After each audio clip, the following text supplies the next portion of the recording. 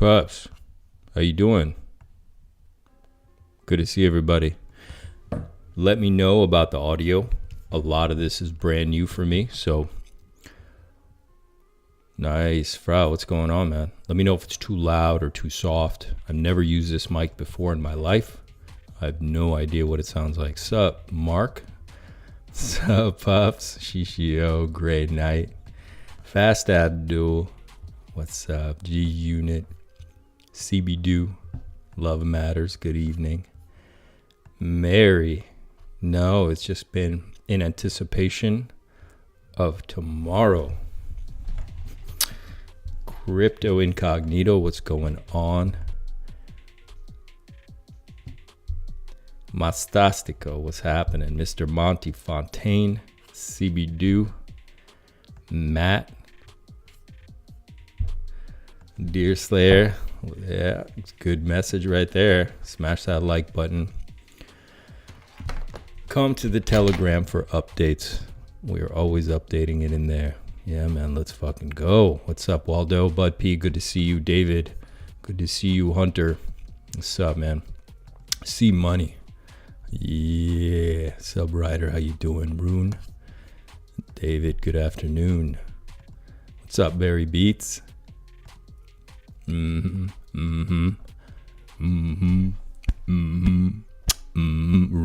what's happening? What's up, Grumpy? Schnauzer, everyone voted for nuclear herbs. Yes, sir. Salty Dog, what's going on? Barry Beats. If the Heartman's in your show, it's a sign. Frau Kunst, what's happening? Sounds good. Need a little more rain. Okay, let me tweak that. Okay. Loud and clear. Cool. Let me fix that first. Where's that?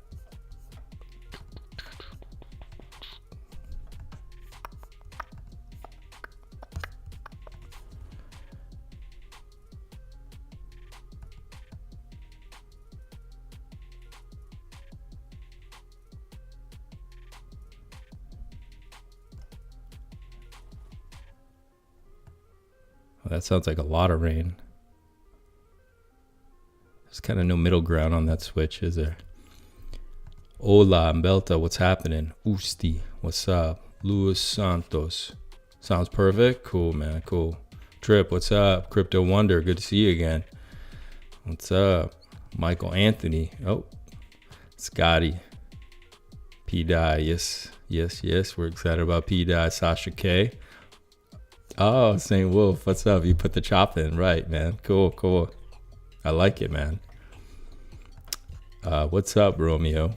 What's up, Stressful Struggle? Yo, Sasha K, do you notice where I put the chop in the building down there? Do you see that in the picture? I had a lot of trouble with the designer of this because he's like, oh, I can't do Japanese. I'm like, dude, you have to put it in there. It's my logo. And he got it in the building. You see that? What's up, Tam Tam? What's up, Frank Pollenchick? John, yeah, man. Everyone send a prayer and your blessings out there. The fires are not quelled yet. They're still going full throttle, okay? So, 3 weeks. Zymus, good to see and hear you, bro. Oh, right on, man. Riding a bike, yeah, nice, man. Out there, Salty Dog, yeah. Andrew, what's up? Nice. I kind of wish he got the whole sign on there, but it was cool. And then he made it flash, which I thought was very cool too. You like the new setup? Awesome, man. So what happened? And you guys let me know if something weird goes with the sound, because honestly, I don't know. I don't have a way to check it like I normally do. And it's not my mic, so I don't know its things, but so the gas company called me last week on Monday, and they have to have an English speaker call. So they called, and they were cool about it. And apparently I owed some stuff. And because sometimes I don't understand the way stuff works out here. It's just different, and everything comes in check, right? So I sent the money Wednesday from the bank directly. And then Friday, my gas went off. So the temperature was dropping. And then Saturday night, I'm there, and I was setting up. And then the power went out. It was ridiculous too, because Saturday morning I went to the shop and I got like a giant heater. So the heat was going. I'm like, all right, we're all set here. You know, I'm sure the gas will get sussed out. Heater's going. I'm got some new stuff coming, and then bam, the power goes out. Now, I don't know if it was a new heater because it was like 2,300 watts. Did it? Because it's a very old building where I am. I'm in a very old part of town, old building. So either I blew out the system because I flipped the breakers and nothing happened. So maybe I blew something, but I didn't smell anything, or I didn't see a flash or hear a big crack or bang or anything. So it's possible that I just don't think the power goes out on a Saturday night. I mean, because they need someone to physically go turn it off, right?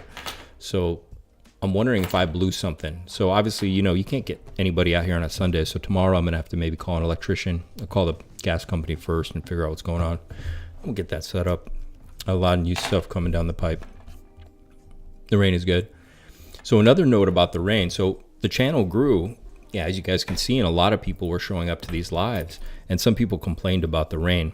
And so I tried kind of killing it the last couple of sessions. But the announcement I was going to make is that I can't chart without rain. So if you guys are really disturbed or you have some medical issue, I'm sorry. It's probably not the right channel for you, because I can't chart without rain. I can't sleep without rain playing, and I can't chart without rain playing. So, you know, I have a traumatic past, and it's the only thing that soothes me and helps me concentrate. So for me to do charts, I can do my normal videos without rain, but if I'm charting and focused, I gotta have rain playing. And at night too, which is funny because, you know, when girls crash for the first time, and like I go to my phone and I kick on the rain, and they're always like, "What's going on?" It's funny. It's funny. It's the same reaction every time. They're like, "What? Are you playing rain?" I'm like, "Yeah, I can't sleep without it." The Rain Man. Good, man. Once we pass through the full moon tomorrow, the crypto market should be pushing higher. Yeah. So I put, if you guys noticed, I put a symbol. What's up, Jeanette? Good to see you. I put a symbol on the thumbnail. Some of you guys caught it. The 13th. That's tomorrow. Okay, Monday the 13th. It is a special moon, and yeah, it should be really interesting. Okay, we're gonna see how the markets react, but I think we are going to go up. I do not believe the bull market is over. I am bullish, but we could have a bit of a rough time this week, possibly. Maybe tomorrow something happens.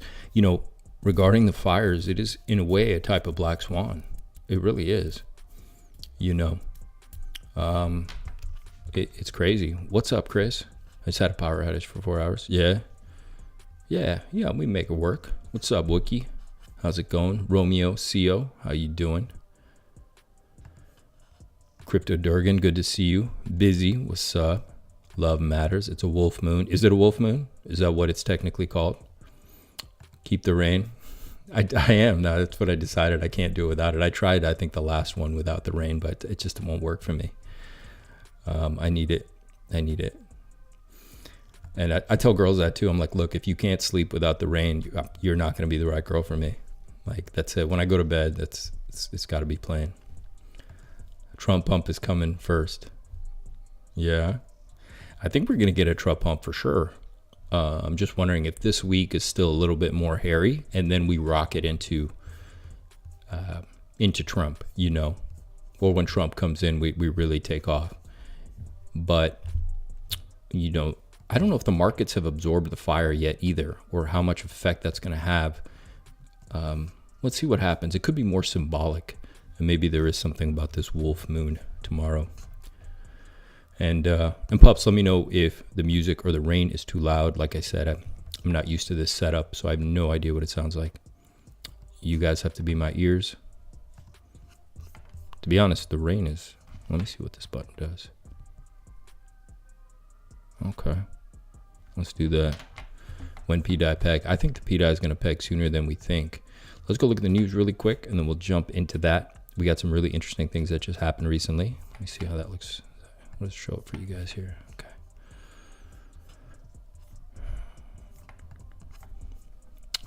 Cool. I think I just come over here. You can't hear the rain, Shishio? Are you kidding me? It's cranked. Whoa. What was that? Did you guys see that? Is it? Am I look? What the hell?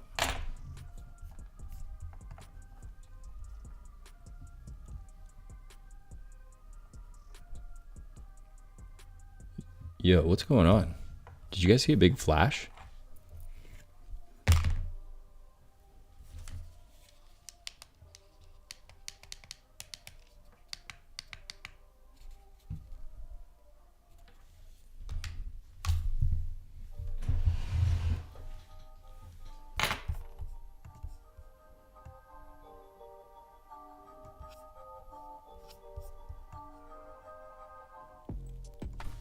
Oh.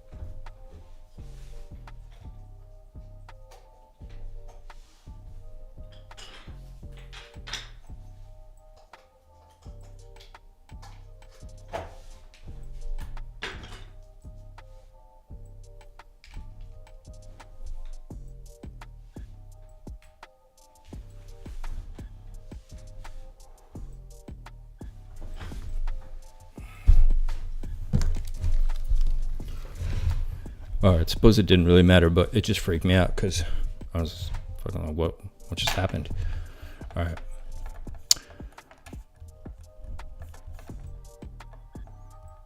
I sleep to the sound of owls nearby. I hear a little music. No rain? You don't hear rain? What is going on? Okay, let me see. Okay, let me ask you, do you hear it now?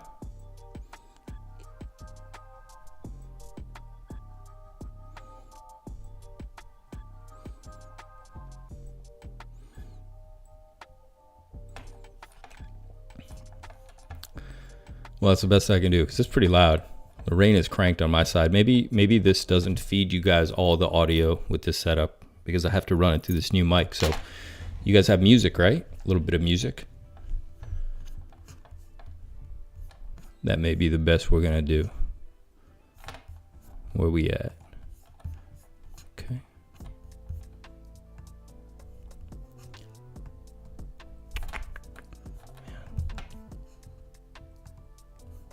What's up, Cryptocharia? How you doing? Yo, I'm gonna drop this link in here for you, brother. If you want to join. I'm on a laptop. I'm not used to this, so everything's scrunched up together. I kind of got spoiled at my office because I have the big screen, and then I can spread everything out, all the news and all the charts. Now I got everything crammed on my laptop, so this should be interesting. Hopefully I'll get back in the office soon. All right, where we at?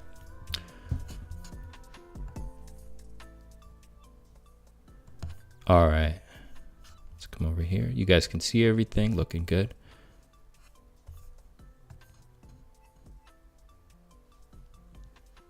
What?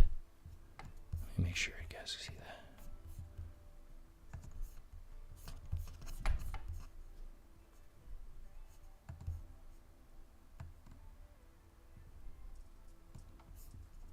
Okay. Looks good.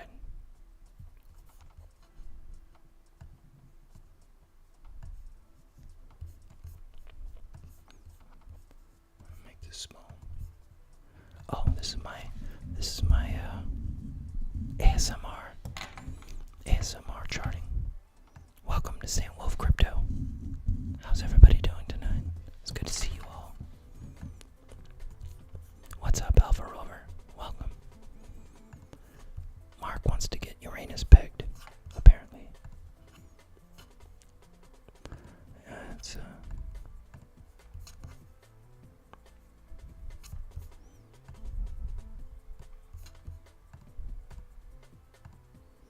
guys, watch this Simpsons. This is fucking ridiculous.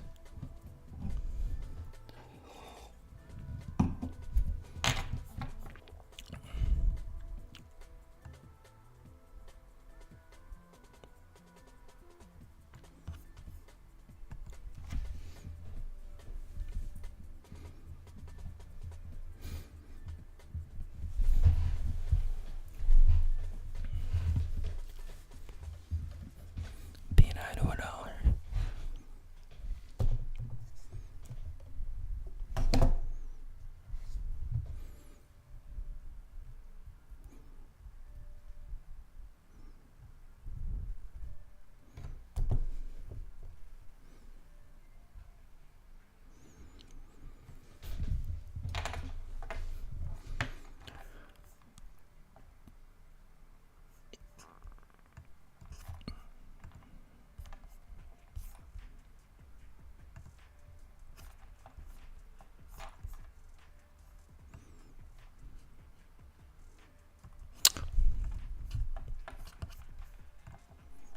Are you serious? There's no sound on the video?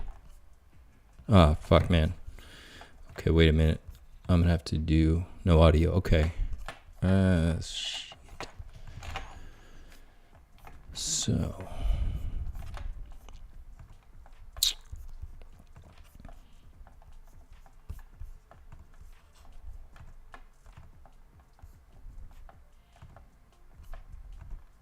Check, check, check. 1, 2, 1, 2. You're right. Okay. That means I'm going to lose headphones. Probably. Check 1, 2. There we go. Now you got it. Okay. Simpsons predicted the future shot by shot because we're part of the Illuminati. The key to Boeing's compact laser weapon system is to focus energy on a spot small enough to heat up and damage a target. A successful laser weapon can burn through strong materials remarkably fast with virtual silence. Think of it like a welding torch being put on target, but from many hundreds of meters away.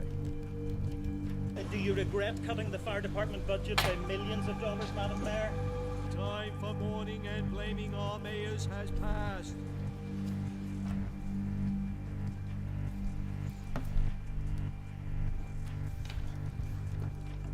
We will rebuild.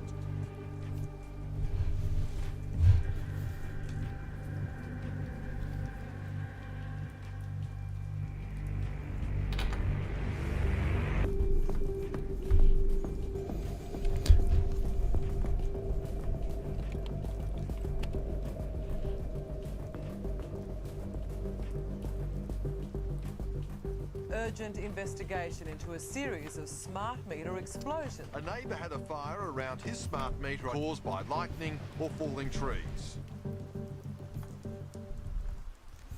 Did you guys catch that? Did you see the Simpsons episode? How crazy was that, right? Did you notice in the Simpsons episode how the whole town was torched and only the blue umbrella was there? I know, right? How freaky is that? It's a new world order. Look, look, look. Look, what's left of the town is a blue umbrella. Dude, how is this possible?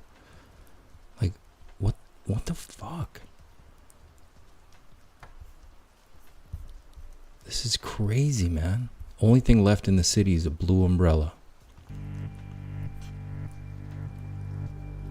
We will rebuild.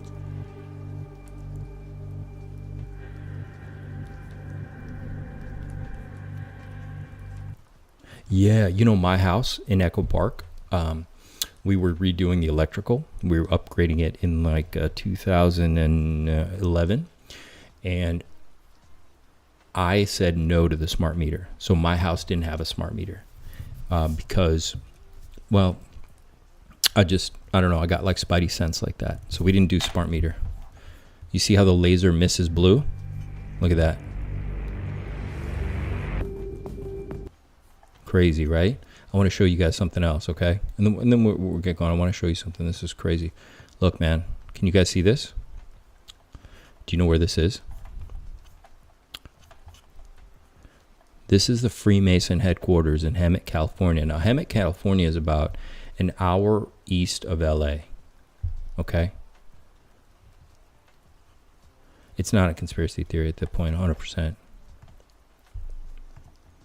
Yup, Jeanette, 100%. They want to build little smart cities, 100%. Look at this.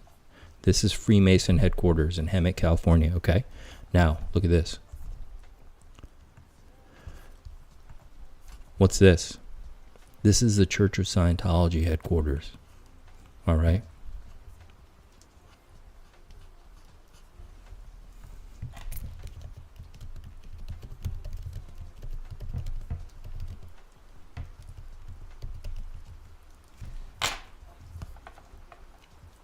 That's Scientology headquarters. Look, all blue roofs.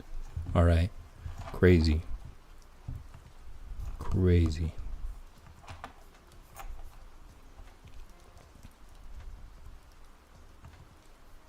Yeah. So, really quick, you guys are getting the rain now finally, right? Everything should be working good now. I got music, I got rain.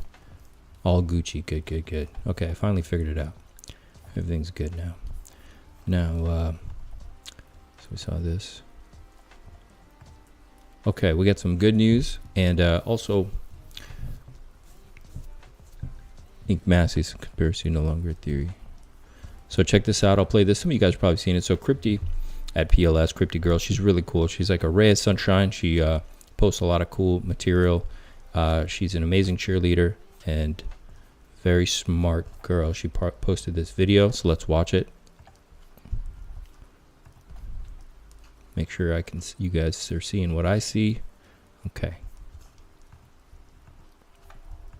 Here's a recap on why you should be absolutely bullish on PulseChain going to the moon. Oh, hold on, I gotta guess. Pups, let me let somebody in. Let's see who this is.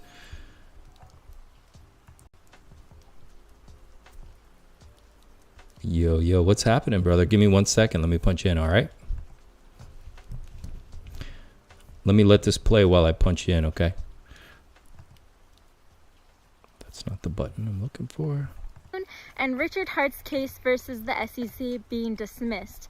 The person Trump appointed as his ethics advisor is the same law firm, Quinn Emanuel LLP, representing both Richard Hart against the SEC and represented Elon Musk against the SEC. Previously, the SEC Deputy Chief of Staff, Michael Liftick. Another one of Richard's lawyers was the former senior trial counsel at the SEC, Chris Davis, and a former U.S. Department of Justice lawyer, Joshua Smeltzer.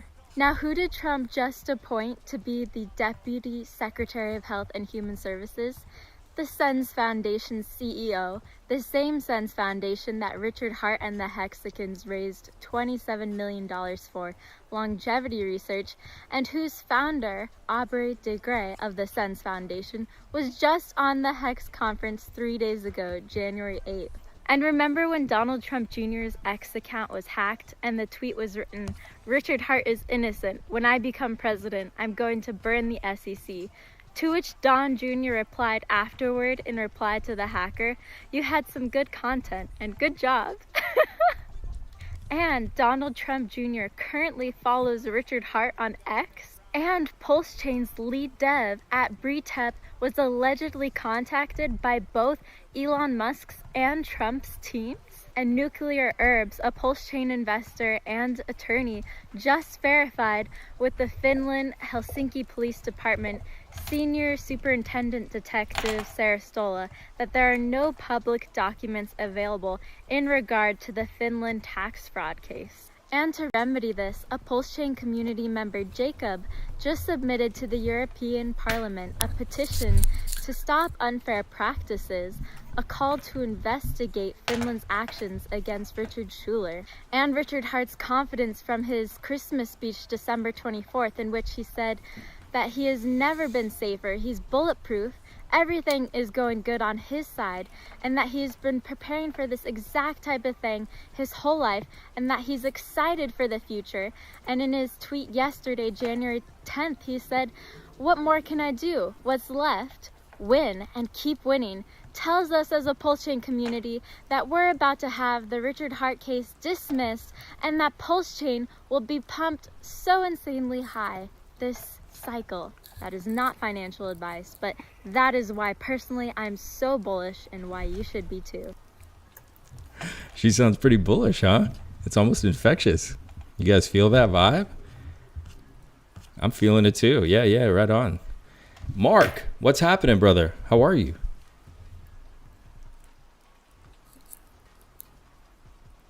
Mark, you are live. Can you hear me? Well, I'm all right. Can you hear me? Yes, sir. Your picture froze up, but I think it's okay. I can hear you. You can hear me. Great. And we can hear you too. Good to see you. Where are you at right now, Mark? Yeah, let me... Let's...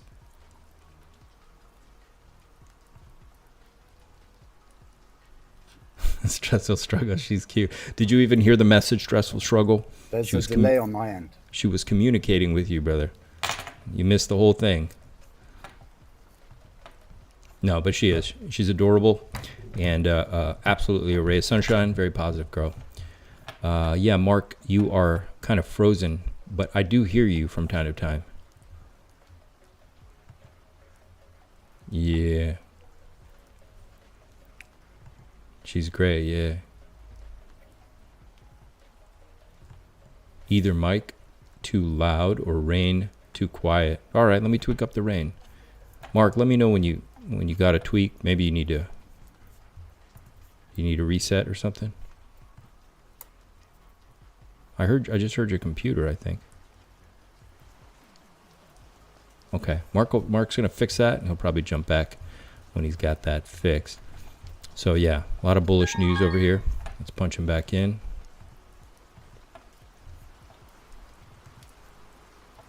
Mr. Mark, sir, there you are. It looks better, actually. Is that better? Yeah, we can see you, man. Oh, funny. Mark, what's going on now? Chat, say hi to Mark. Everyone smash the like button for Mark. He was in LA during the fire, and he was very much affected by them. Mark, give us an update. What's going on over there, and how were you affected by the fires? So, well, just a brief recap. I flew out on Tuesday from Portugal, from Lisbon. Tuesday night, we had an emergency landing. Well, not emergency, but they were doing a service, and then the captain came on just saying, rushed all the service, and just it hadn't even started, basically. So we thought we had another hour to go.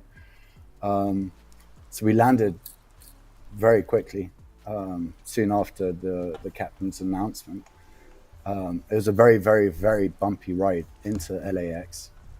I landed around 7 p.m. This is Tuesday night. My girlfriend picked me up, and we drove to Studio City, where I am now, and at her place. Okay. But there was no power, and we could see smoke. It was like, what's going on? And then we were looking on the news, and we were getting notifications, those emergency alerts. Altadena, where I've been staying all of last year with my friends who live there, reached out to me and said, "Hey, look, we can see a fire on the mountain, but it's a good distance away, 5 miles away, 6 miles away. It's got. We're going to keep an eye on it, but things should be okay." But the wind was just horrendous. So all of this, right? We've all seen the news reports. But then other fires started springing up. You had the one down. We all know. So there was 4 major fires. Major at the same time. And there's such, the scale and the size of LA. Yeah. There's no way massive. that fire in Altadena can jump right. It can't jump all the way to the Pacific Palisades, and they can't go up to Selma. To the northern fire.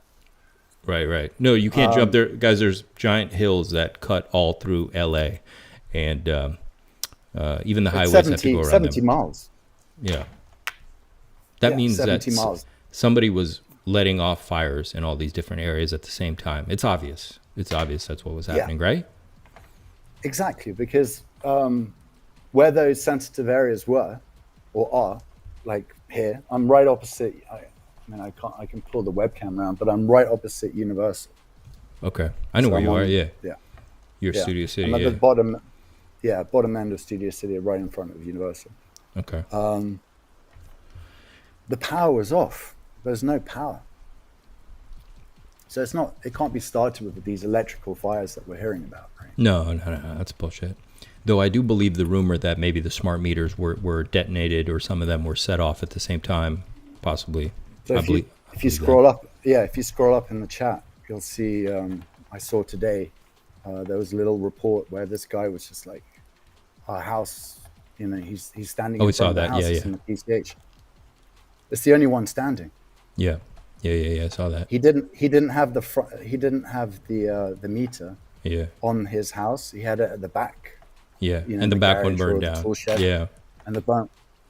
I didn't put one on my house in Echo Park when I did the electrical. I didn't have it put on, and I slept fine at night. And now looking back, I think it was a smart decision. Plus, also, I think they might have been humming a certain frequency that was designed to create illness and sickness in people.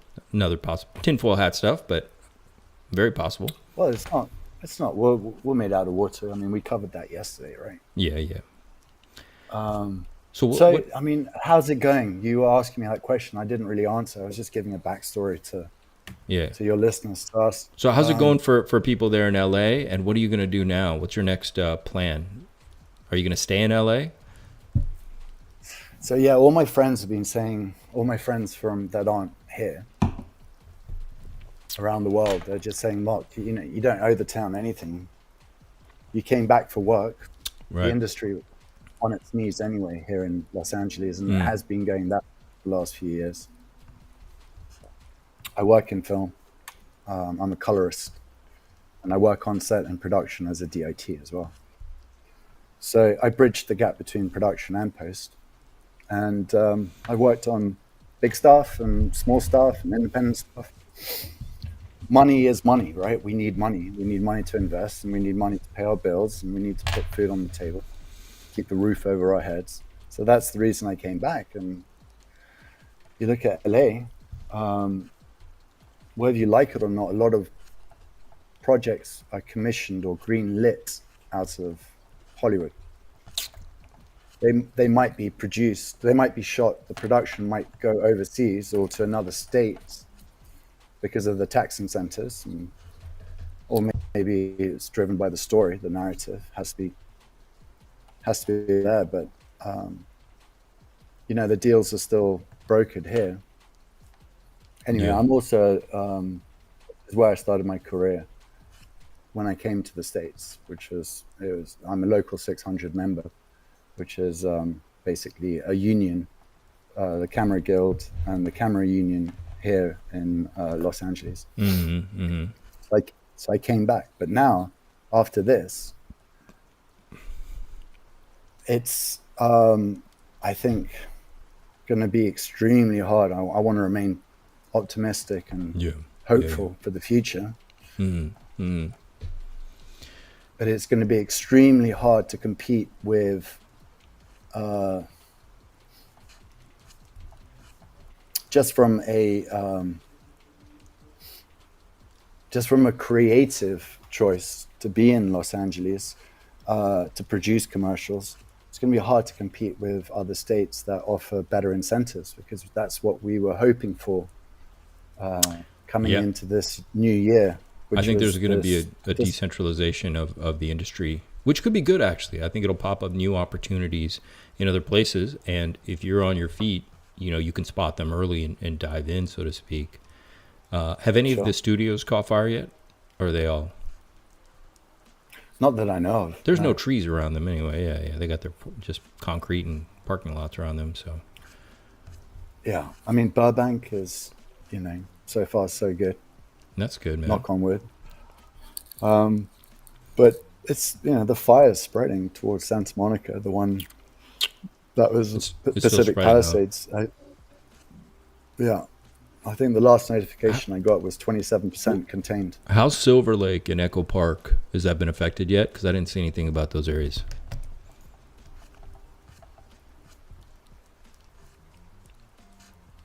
Sorry, my connection's poor. I didn't Okay. catch what you just said. Oh, Silver Lake, Echo Park.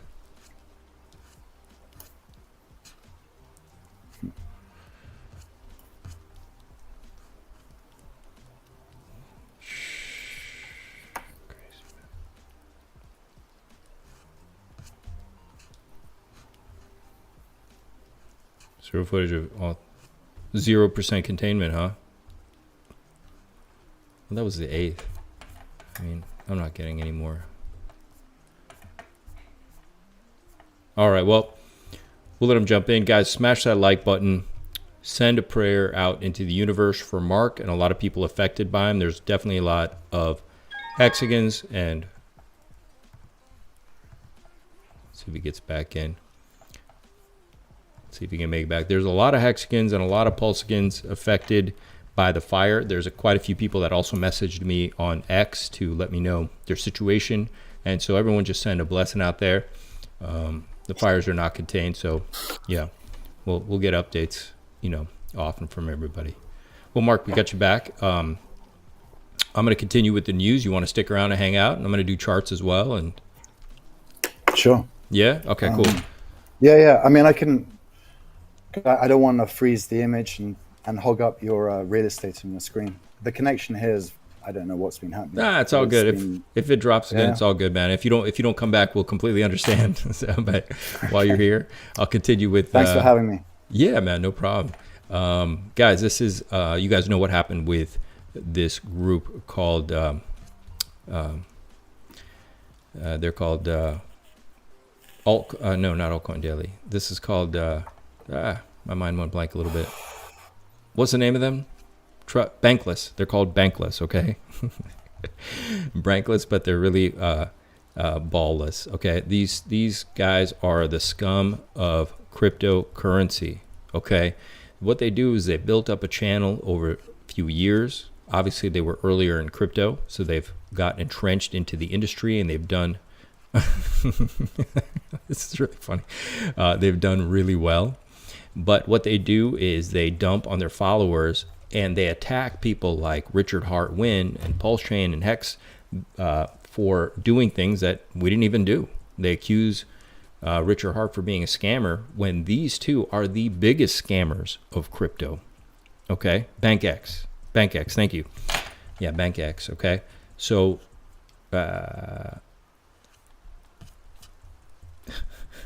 let's watch this little clip they had. This is from a little... Awesome.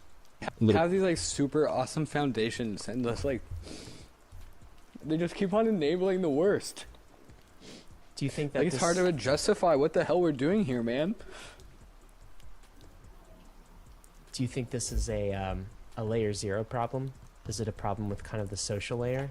It's like if we'll make these super cool applications and then scammers just can leverage them better. Have these like super awesome foundations and just like they just keep on enabling the worst. Do you think that it's hard to justify what the hell we're doing here, man? Do you think this is a layer 0 problem? Is it a problem with kind of the social layer? It's like if we'll make these super cool applications and then scammers just can leverage them better.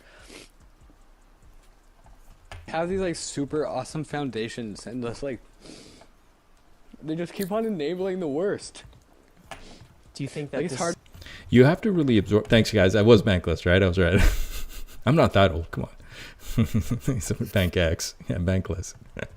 So, guys, so they're really hamming it up. Now, this is a couple years ago, and you can see that they're very passionate about what they're talking about, which is that the industry's changing and there's all these scams and what have you. And if you look to the right, it's really great because, the Richard Hart Wynn was right there.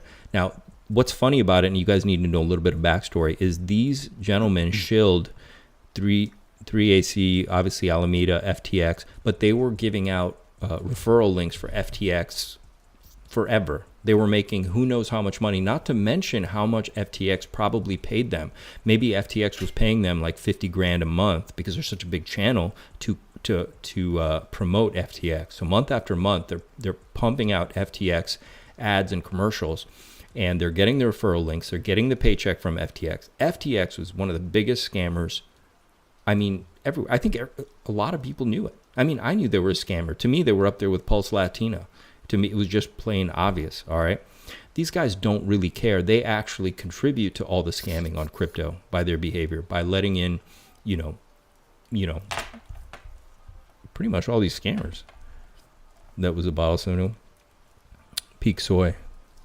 Yeah, and now they're crying about this and that. They're just absolutely full of shit. Absolutely full of shit. And then you guys know the video, and I should have grabbed it. Maybe chat, you guys know the link where they were saying Richard Hart should be caught by the SEC and put in prison. They had a video, if I remember correctly, on X that they were talking about that, and that's awful, a really horrible thing that they did. And now I'm so grateful that all this is coming to light. I feel like I want to make a video about them, kind of like the Cardano video I made recently. Did you guys see that? I got attacked by the Cardano army, and I'm fine with it. We can handle them. They're also a bunch of soy boys. And then it was funny. David Hoffman wrote, "I've moved my AICC tokens to a more secure wallet."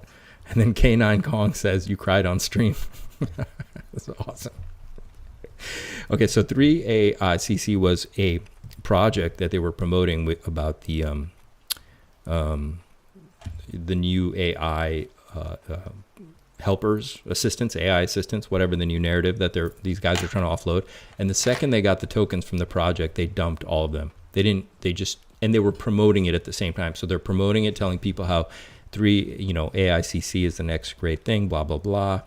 And they're dumping the tokens instantaneously, left without any thought. There's not even a moon bag, nothing, just straight up. And these guys are calling for Richard Hart to be put in prison. That's the level of shit we're playing with right now. Yeah, I mean, absolutely. Absolutely. The worst. All right. I know. I'm going to get to charts. I don't mean to go off on these guys, but it's this level of scummery that really pisses me off, man. I mean, it's just scum. Absolute scum. The worst of the worst. All right. Here's a joke to lighten you up. Bill Burr is one of my favorites.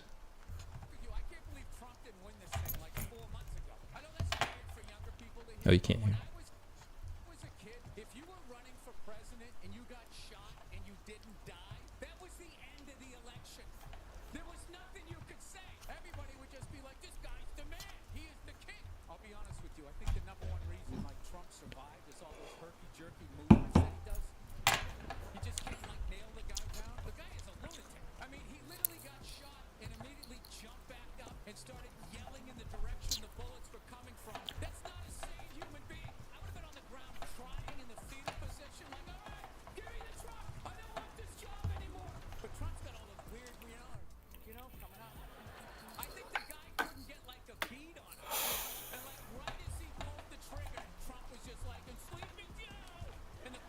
No sound? All right, let's let it go. Maybe there's no sound. Huh? It's low? It's low. Very okay. Low. Yeah. Maybe I got to let some of this stuff go. All right, we saw the blue roofs. All right, that's it. Let's go. No water in the reservoirs. You saw that as well, right? Which reservoir was that they were showing? Did I have that pulled up? It's the one that was supplying the Pacific Palisades. It was just dry. Oh, yeah. I feel like that's been dry forever, man. They've been... I mean, look, I left for a reason. You know, I saw LA being run into the ground. Plus, I was in construction, too. And I also worked on film sets, too. I'm a writer, but I started getting into homes.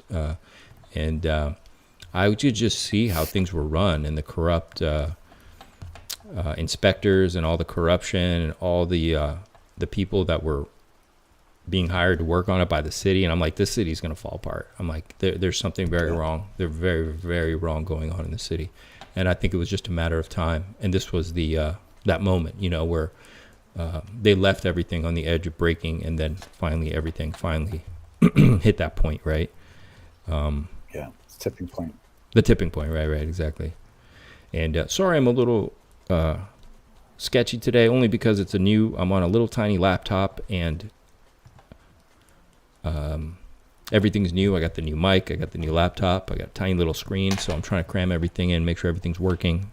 And so you guys feed me in if something's not working, if there's no sound or some issues.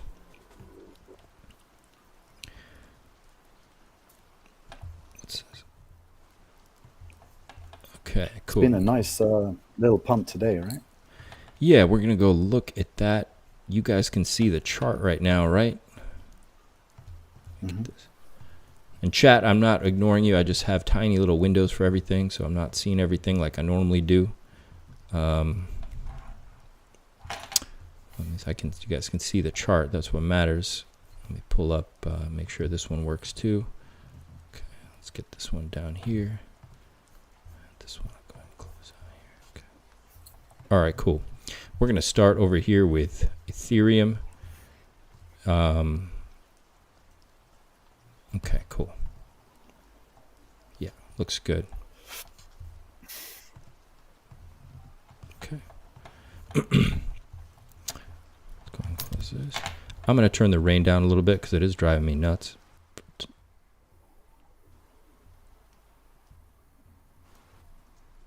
Let's bring this down a little bit.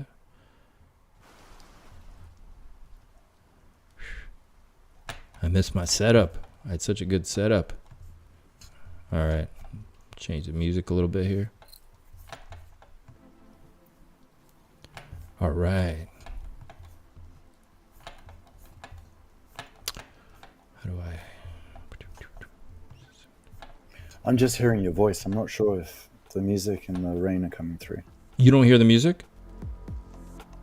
Oh, I do now. It just came in. Oh, and now it's gone. Oh, so that's weird. Oh, you know what? It has something to do with this thing. I'm probably not using this mic correctly. Hang on a second.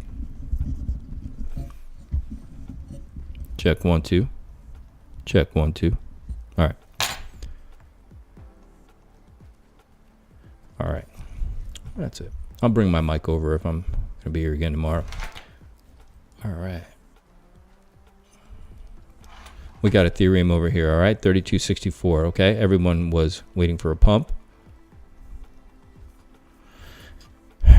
We were making a bear flag. It's come over here to this support line that we have going back all the way from the beginning of November. Now, if you guys remember, we were also from the beginning of November going up this trend line. And I had told you guys, when this broke, this trend line going back to November, that was bad because we were breaking out of a very bullish formation. That's not normal to do that, okay?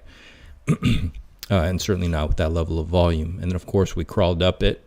We got a double top here, double top, and then see you later, bye-bye. So, and once again, you can go back, I think, to, it was before Christmas. I remember, I was warning everybody. I said, hey, I'm really worried. This is really squirrely to me. And everyone was screaming altcoin season. And I was like, look, man, Ethereum just broke a major structure. That's not normal. This is not good. So here we are, okay? This is a bear flag. And we flagged out, and we're flagging out again, okay? And I know we've had a little bit of bullish momentum come back in the market. That's normal. We had a pretty hard fall, so we've bounced. But unless we get a big fake out, this is look, man, it's quite a bearish looking position right now, okay? You've also got a type of head and shoulders right here. Not a type, I mean, it is a head and shoulders, okay? It's right here, okay? Left shoulder, head, right shoulder, okay? You know, I'm not here to sugarcoat it. It's not good. It doesn't mean it has to play out. Crypto, especially in a bull run, loves to fake everybody out. All right. See this inverse head and shoulders? What happened? It faked everybody out. It was supposed to break up. We were supposed to head, into 4,000, 5,000, but it went the opposite. It broke down. So is this head and shoulders going to fake everybody out and go to the upside? That's possible, right? We don't know. But I'll just give you the target for this. But like I said, I'm concerned about tomorrow, the 13th, and this moon thing, and maybe we do have this last flush. Okay, if this breaks and comes down, I'm gonna back up the truck. Okay, that's all I'm gonna say. I'm gonna back up the truck. It's $2,000. It's gonna line up right here. Okay, with this wick and this wick here. Okay, so you got some major support over here. It's a place that I'd expect a massive bounce. I drew a purple line there. You guys can see this, right? It's tracking well. Yeah. Okay. Now, I don't know what everyone else is saying. I haven't had time. So I'm not sure what other channels are talking about right now. I'm just going off what I see right now in the charts. Okay. And like I said, this inverse head and shoulders broke down. It didn't, break up. We also had this kind of Bart Simpson's pattern. You guys know I'm going to flip it over. You guys see it's a Bart Simpson head. All right. But luckily this was in the bullish form, but we broke down. Now this head and shoulders, it could be a fake out. Maybe tomorrow we rip to the sky. It's very possible and I'm open to it. But as of now, the target for this is $2,080. All right. And it doesn't mean we have to go all the way down to there. You could reverse or bounce sooner, but this seems like a logical place. If this breaks and this breaks, we're probably going to come down here. All right. Now, the good thing is if that happens, this is very strong support, and I don't see us breaking much further than that. Very, very strong support. Okay. I would expect maybe this might be the place where we bounce from. Okay. And maybe we crawl up this, we get back above, get support, and we spring from here. Okay. So we come back up, get above here, and we spring and we go. All right. Let's see what happens. All right. I'm going to go look at Bitcoin really quick. I haven't looked at it all day. So let's see what's going on. Okay. You guys have been watching. Wolfie, yeah. Was PulseChain dipping before Ethereum? It did. I believe it did. So is it possible that because we've had a little rise now in PulseChain that could be an indicator that Ethereum bounces back up? Nah, not necessarily. No. Ethereum moved actually around the same time. If you see, hang on. I think they actually moved around the same time. So this was this break was on 8th. So Pulse did break down right on the 8th too. This move right here was on the 8th, right when Ethereum started breaking down. So it is tracking quite heavily, and might have to do with that SAC fund situation. Let me check on chat too. No sound? Is there no sound? You can hear me, right, Mark? Hello? I can hear you. Hello. I can hear him. Yep, I can hear you. You guys are hilarious. I don't know if you guys are trolling me at this point. All right. Yeah, Daddy Hexer, I'm pretty sure it's your computer, bro. Don't mean to jump ahead, but what do you think about all the weekly hammer candles forming across the Atropa ecosystem? Let's go. We'll go look at that. All right. No music for me. And Balta, sorry. Look, man, it's not my setup, so I just have to accept some of these idiosyncrasies right now, because for me the music is cranked and the rain is cranked, so I can't really turn it up more. Yeah, I could turn the music up a little bit more if you guys want. Okay. So it is tracking quite well with, it's reacting to ETH, not the opposite, that's for sure. Okay, these bounces are normal. You can't have down moves like this. Like you guys can see Pulse, right? What are you guys seeing? You're not going to have a move like this down without a bounce, right? It doesn't mean we go up, doesn't mean we go down. Let me look closely at it in a second. Let me just look at BTC and I'll come back and look closer at that. 94. Okay, so you guys remember this is kind of what I was doing. And I drew this for you guys live. I haven't touched this since I drew it for you. You guys can go back. Look at this. Look at this. It's exactly, I mean, it's tracking exactly what I drew, like very well. All right. But here's the thing. I have this saying we're gonna make this move upward to our inauguration, okay? And once again, you guys know how I trade. I really have an eye for price action. I'm not like a big technical, I don't know. I think people use way too many indicators in crypto anyway. But another thing is, if we do have some crazy down move tomorrow, you could remember that this move here could also start one of these, right? Like I'm not saying for sure we're going up. I think this was my first instinct, that we push up slowly into inauguration, but we could also see tomorrow could be some massive sell-off. Maybe the fire is kind of the spark for some type of event, and signifying the bottom in this moon play. Maybe we get a bottom, so maybe everything sells off a bit and we have some bounce tomorrow.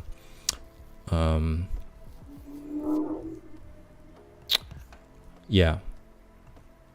I can't, right now it's tracking exactly what I drew to a T, guys. But it doesn't mean it's going to continue, right? Like you got this doji right here, so maybe we could come down as well. We don't have to push up into inauguration. That was just a theory I was putting out there. It's very possible, right? We could come down to the inauguration, and then when Trump takes, then we get that Trump pump, right? And we skyrocket, okay? So we would land somewhere, let's say maybe we hit 85K. You know, maybe it doesn't have to come to 80. I just don't think we're going to hit this CME gap at 77. It's just too easy. It's I mean, it could happen, but everyone's expecting that CME gap to fill, and we don't have to fill the CME gap now. The CME gap could fill in the bear market, right? It doesn't have to fill now. So that's all I could say. I mean, you know, I think everyone's watching this like a hawk right now.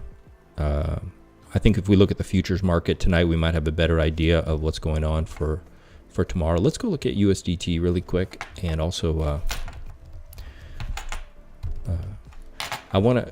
I can do an update, guys. Go to my Telegram and subscribe. I'll look at the futures tonight, and I'll put an update for how I think the market might open, which I think might affect what's going on. Look. USDT right now, to me, looks like it could be quite bullish. Okay. Now, if USDT is bullish, what does that mean? That means it's bearish for crypto, right? Okay, so that's why I wanted to look at this. So I'm going to show you this really quick. We got to move on. So we've been in an uptrend on USDT, okay, forever. Okay, it's stayed. It's never broken this line. Okay, and pretty much when we are touching this line, these are tops in the market. That means the market is topped. Okay, and when USDT is peaking out, it means everyone's switched from assets into stablecoins. So the stablecoins topped out. Well, right now, stablecoins bottomed out massively as of February 2024. They bounced. We had that summer bear market, and then we had this massive bull run, and we actually broke the support going all the way back since like 2015. All right, and it's incredible because it looks like in the macro, USDT is going to be bearish, which is good for us, okay? In the macro picture, I do think we could see a continuation of this trend to the downside, all right? So if USDT dominance continues to drop, it's pretty simple what that means. That means our assets are going to pump. I couldn't be happier, all right? But I have to tell you, in the short term, it looks bullish. So we could just run up this here or pop back above this trend line for a bit, get rejected somewhere, and then come back down, which means we have some bearishness to contend with, right? So we come up here, we have something, you know, maybe we make another, like we have a head and shoulders, and then we crash down again, right? And the bull market resumes. But it does seem like there's some bullishness in USDT that needs to be contended with, all right? We can go look at the Dixie is bullish as well. We can go look at that again. Will you just auto switch me? All right. So maybe there's a trend line here I can draw. Maybe there's something. Maybe we're going to come up and smack into this. Once again, I don't know. I'm just drawing this out. So maybe this needs to play out. We come up, we hit it, we wrap up our bearishness, and we come down, and the bull run continues. Yeah, that'd be the Trump pump, right? That'd be the big Trump pump. But for the moment, it does seem like USDT wants to go up. Okay. Uh-oh. My computer stopped recording. Let me know if you guys have any issues. I just got a weird error message, but it should be fine. ETH BTC. We can look at ETH BTC. But ETH is probably weakening. Yeah. Okay, let me go look really quick at the DXY. DXY looking bullish. So that means the market must be anticipating something or is aware of something. So this might want to push up as well. And look, what we want to see ideally is just, this move is going to complete soon, by the way. I don't think we're going to make a double top. So I think what's going to happen here possibly is we'll come up, we'll bounce, we're going to come up, and then we're going to fall out. Okay? And this is going to be our bull run right here. Okay? But we do have this little bit to contend with. Now, this line I think I drew for in beginning of February. So this could be Trump pump, right? So starting in February or end of January, we get the Trump pump. But for now, it looks like we are going to push up a little bit more. possibly. Yeah. Well, look, yeah, the way you can look at it is just you're going to have a buying opportunity if this is playing out like this. All right. No, it's okay. We talked about that. We told Mark because he's in the fire zone right now in Studio City, so the internet may be rough. So I told him if he freezes up, it's okay. we'll understand. Let's go look at ETH BTC.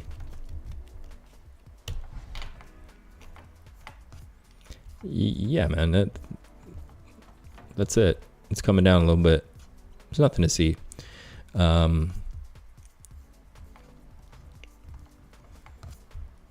You know the ETH price is weak. You know, it had broken out, but was coming down at the trend line. It certainly doesn't look bullish against BTC. What happened? Who's Yuri? What do you say? Yuri old fart is frozen. Oh, yeah, he's not that old. He's a really stressed man. He's going through a lot. So cut him some slack, Yuri. Yeah, it doesn't look bullish. So we can expect. If I was a betting man, I'd say ETH might hit that target I gave. Okay, and that's fine. It may be the last shakeout, and at least you might get ETH down to a certain point of it. Like I said, it's possible we get fake outs, but USDT is also showing bullish signs. Dixie's showing bullish signs. So maybe we got a week to contend with before we resume the bull run. Okay. Which is fine, guys. We're going to do more research. I'm getting more time to put a list together. Guys, I'm making a list of some awesome altcoins. I'm going to send it out in the Telegram group. So make sure to subscribe. It doesn't cost you anything. You'll be the first to be alerted. And those are going to be the ones we're going to chart. Because once the bull run resumes, there's not going to be time to do 100 charts. All right, we're going to have to focus. So I'm going to have to pick which are the ones I'm going to focus on. Let's look at others.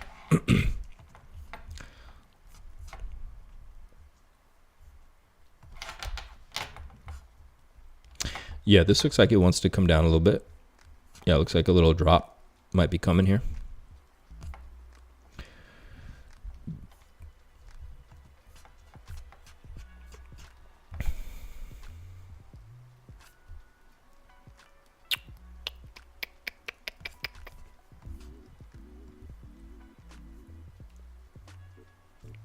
It's fine, man. It's fine. You know what? It's just one giant bull flag. So I think we're going to come down, probably fill this wick right there on the others at least. And we'll get ourselves a nice, beautiful, big, juicy, giant bull flag. And that's what's going to form. And I'll take that. Okay. So maybe we'll get something. We'll get something down here. And you'll get an epic, epic bounce. And then when that explodes upward, that's going to be our bull run right there. Okay. So you guys want to be ready for that. Okay. Now let's get into Pulse, all right? Unless you guys have some serious questions. What's up, AOB? What's going on? What did you miss? All good, Staying Put. Oh, we got you, brother. Thanks for joining the show, and take care. We know you got Bean, who gets to parity first. pDAI or proof Pulse Wrap Bitcoin. Okay, we're gonna look at that next. Let me just look at Pulse, and then we'll do pDAI and Pulse Wrap Bitcoin. I don't like this song. What's this? All right.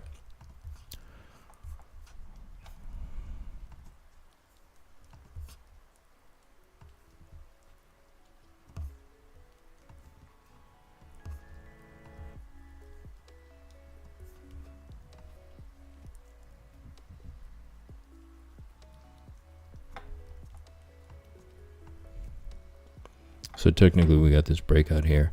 Now I think I did check this earlier. We don't really have anything for divergences, okay? So when I start to really use the RSI or MACD, I mean RSI is generally when I think we're close to a bottom, which I don't think we are. And that's just my opinion right now. Because you'll start to see a divergence, all right?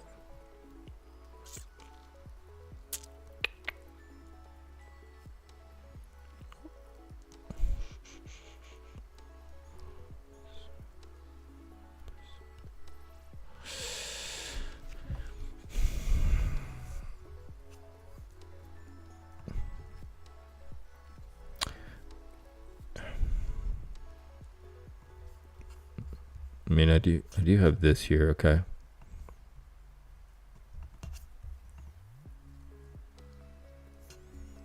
Do these purples need to be brighter?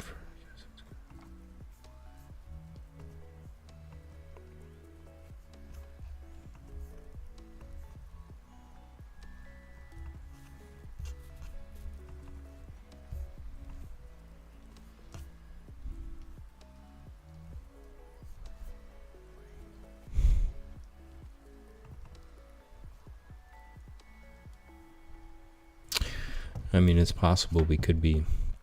Look, if the market turns bullish tomorrow, this is going to be bullish. Okay. I can tell you that for sure. We're going to bounce hard. If we open tomorrow and the markets want to continue a little bit of a sell-off, which is very possible, this is also going to come down. And, you know, I've already shown you guys have been with me on some of my other videos where I was showing, where'd it go?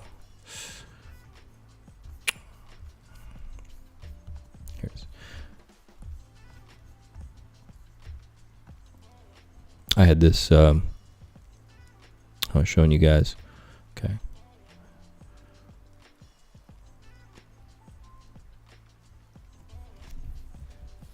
This is what I had drawn. Okay. I drew this for you guys live a couple weeks ago. What's up? What's up?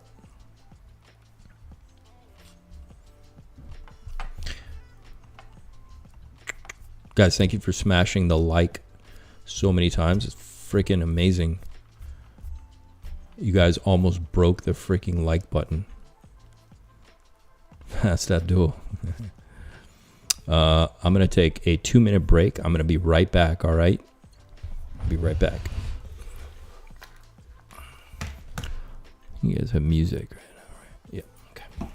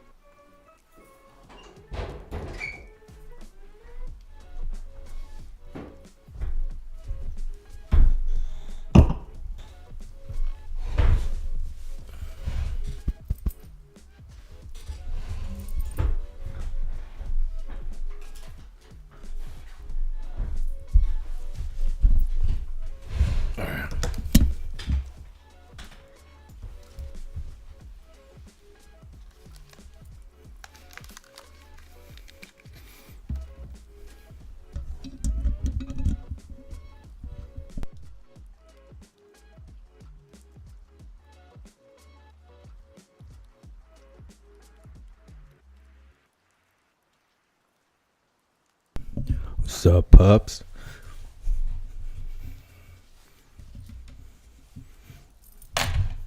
You guys waiting for more alpha? That's what I hear. All right. I like this song. This song in the rain sets me off, man.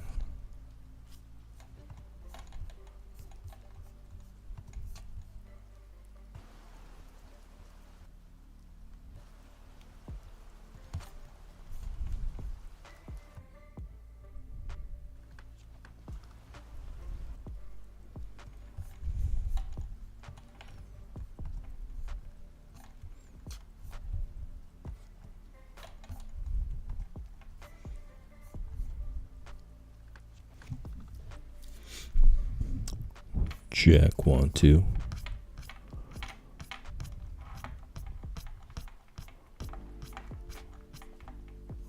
Pour the wine. Crank up the rain. Let's get into it. What's up? We gonna pump? Nice. You tracking so many subs. Funny move. All right, let's do it.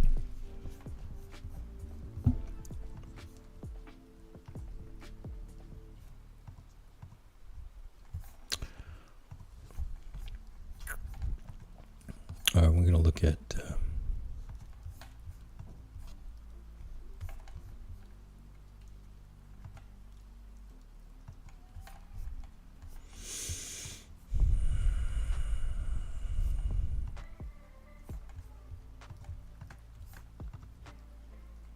why isn't the chart changing for you guys?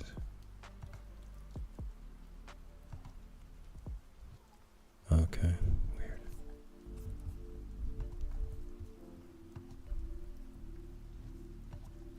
There we go. All right, cool.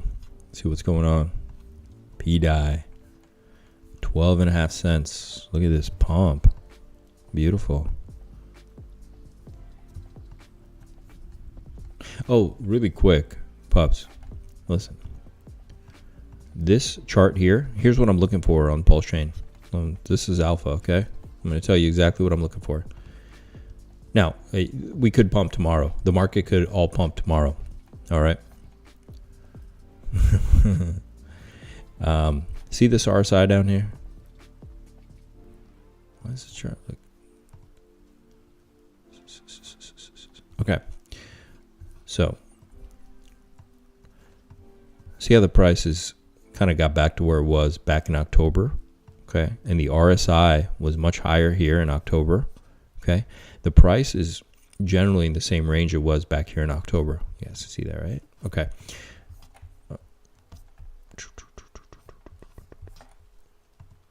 So you guys can see price is the same. Check. All right. But the RSI is much lower. Okay. What I want to see happen is, let's say this price comes down a little bit lower again. All right. Let's say it comes down. And I think this is a strong place to support, but let's say it even goes like a little lower down here, bounces around. I want this RSI to not go any lower. So for example, the RSI bounced here on this capitulation. If we go lower, I want to see the RSI like this come, and maybe it stays like a little bit higher. All right. And then I'm going to see this type of thing on the RSI. All right. Even though the price action came lower. All right. That's kind of what I'm looking for, a divergence like that. And that's going to tell me that this low that came in, we need to start buying it like crazy. Like I need to back up the truck. It could be right here too. I think this is a perfectly great place to DCA. But that's the type of divergence I'm going to look for. The RSI stays where it is or goes a little higher. Even if this price action comes down, I'm going to back up the truck. All right. So it's a little bit of alpha there. Make it really simple. Let me switch this back. Let's get to pDAI. All right. So pDAI's got a nice juicy pump here. It's coming up to a massive area of resistance. Okay. You guys can probably see all this Okay, this is major resistance. Okay, where it's coming up to, which is fine. It's meant to bounce and come back and find these places, right? Absolutely, that's what it's made to do.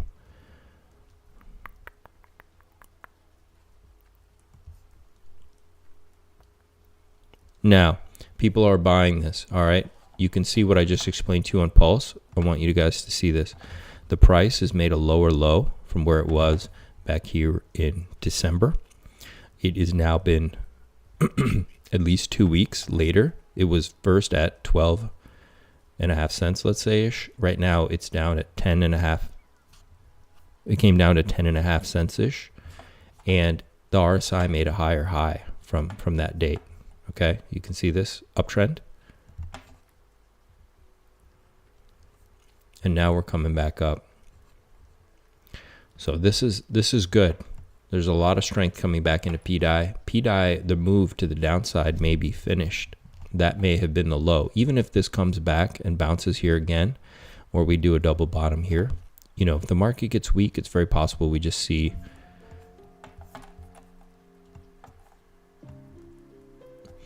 the price action could come down in here, but it could double bottom with this low right here at 10.5 cents. We don't go lower than that, is what I'm saying. It's very possible we don't even go lower than 11 cents. Okay, the bottom could be in for sure on DAI. I would be DCAing. This is a good area. I have this purple box. Within this purple box, this is an awesome area to DCA, without a doubt. I don't see this capitulating much lower. There's a lot of buyers coming in here.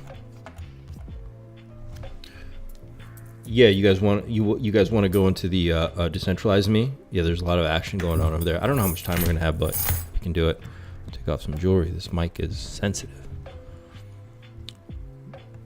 So tell me about the Wolf Moon tomorrow. I mean, I definitely see some hairy stuff in the charts. Like I said, USDT dominance is bullish, DXY is bullish. That tells me, is Wolf Moon generally bearish for markets? Because it certainly looks like something wants to happen tomorrow. You know what I'm saying?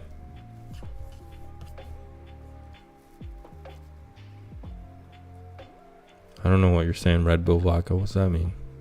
Potentially very bullish news on the Milady vote. Oh, okay, yeah. All right, let's go look at purple Bitcoin.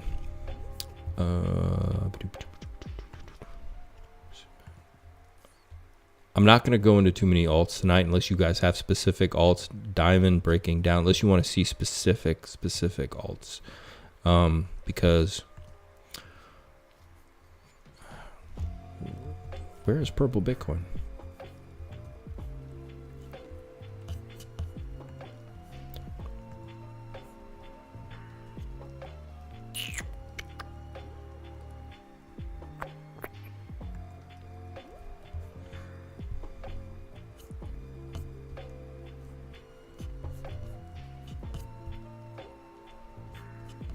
Yeah. This fucking weird ass track, man. Can't do this shit.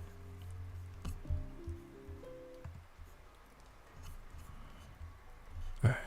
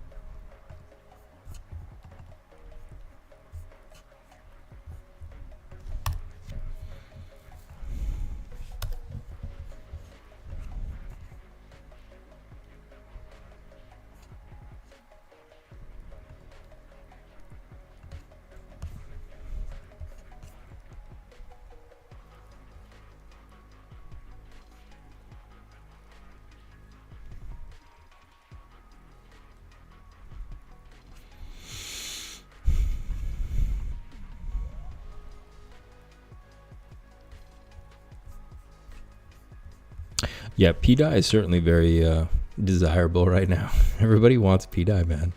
I think purple Bitcoin's moving in the natural. It looks good. It's just, it's holding up. It's doing what it's supposed to do. I do think a little more downside is very possible. Maybe we get to 588 for sure.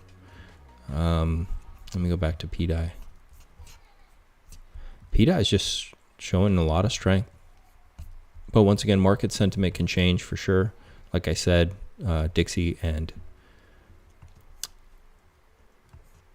everything showing a bit of strength, Dixie and stable coins. But yeah, I mean, pDAI, look, let me tell you something about pDAI. Pups, you guys in here? Smash like if you guys are pDAI holders. Yeah, Ariel, loving both. Exactly. That's how you got to play this. Let me tell you something. When we are ready to go, now, whether that's going to be tomorrow or in 2 weeks after Trump comes in and it's officially Trump time, pDAI is going to rip. It's going to freaking rip. Like, you can just look at these candles. You can look at this chart. And let me tell you, people are really, really excited about pDAI. And the funny thing is, you need purple Bitcoin too. Purple Bitcoin may even have more X's left in it right now. Like, you may have more upside in purple Bitcoin. That's the truth. But you know what the chart tells me? That more people are excited about pDAI. That's the truth right now. Like, people are very, very excited about pDAI. I've never seen people this excited about a stable coin. You didn't hit the like. Deerslayer. Somebody mute. Banish Deerslayer. pDAI is a stable coin. It's awesome. Welcome to PulseChain. Welcome to PulseChain. So that's what I'm seeing there, man. Purple Bitcoin's moving with everything else. It looks fine though. It's great. I want to see. XRP is bullish. Is about as bullish gets. It's ridiculously bullish, man. It's crazy. You got a nice juicy breakout there. Let me see what's going on here.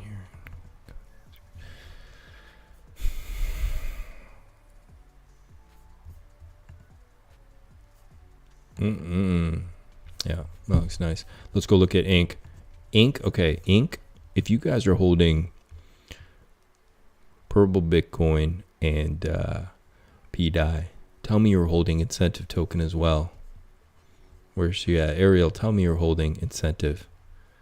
Stray Ox, 10 cents for pDAI next. Yeah, it's going to 10 to 12 cents next. I've been saying that for a long time. That was going to be the next big stop, is 10 to 12 cents, all right? Oh, yo, Crypto Ape, what's happening? So you guys need to have incentive. Those who seek. Okay, I'm going to look at it. You're farming? That's my girl. I like it. We got farmers in here. Everyone's farming that Ink. So this is Ink Bear. Okay. Ink is about to melt faces. When this market reverses, this thing is going to go ballistic. It's being bought up really strong at this support line that's been going up, going back, definitely since September. All right. It gets popped right off it. And it's in this purple box. I know I choose these muted colors, but I think you guys can see those, right? Yeah. That's because I draw all over the screen. And I don't curate my charts for my videos. Some people curate their charts for their videos. They have really pretty looking charts. I don't. You guys are seeing all my scribbles, all my work, everything. I like to make a big mess. But yeah, it's in my purple box. It looks good. It's broken out. Let me look for some juicy divergence. What do we got?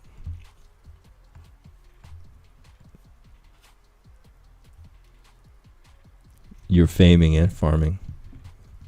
You got the fame and the farm.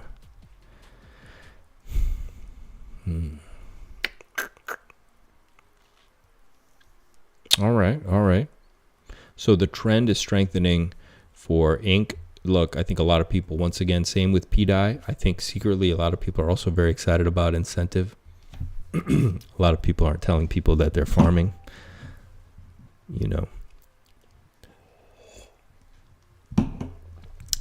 But the charts are telling me that people really want this, okay? Could we go lower? I don't think much lower. I think same with, here's the thing, you know, if Pulse breaks down a little bit more, like we go into that little breakdown, I could see this coming down a little bit more. And like I said, what I want to see, I don't care about the price. If this RSI holds up and makes a higher high up here, that's it, man. We're backing up the truck. All right. Because I think we're there. Okay. Trump's coming into office. It makes sense if we're going to do this last shakeout to do it now, right? Makes a lot of sense. Get it done with. And then when Trump comes in, man, when Trump comes in, things are going to get really bullish. So it makes sense that there's a little bit of unshakiness right now, a little bit of unease. And we need that shakeout. We really do. When we pump and we print God candles and there's no sell pressure, you all will really appreciate that the speculators are gone. Because if you have so many speculators, you're not going to get so many God candles, okay? It's just going to move like Microsoft stock or something. It's just going to like go up, step up, step up. No. What we're looking for is these God candles just straight up into the sky. You get that when you lighten the load of sellers, okay? You lighten them up. EX, let's go look at that really quick. Music Addict from Europe. What's up, brother? I'm in Europe too. I'm in Europe. Where in Europe are you, Music Addict? Ink Maxi, what's up? Hey, man, that's it. Hey, it's called opportunity. Ink is opportunity. All right. Deerslayer, you need more ink. You need a lot more ink. Looking good, holding that. Yeah, it's holding up the base nicely on PWBTC, like I was saying. It's just looking fine. It's just going to do what the market does. The market's ready to slide some more. It's just going to go along a little bit. That's fine. I am in CZ, buddy. CZ. I am in the Czechia. Let's go look at EX.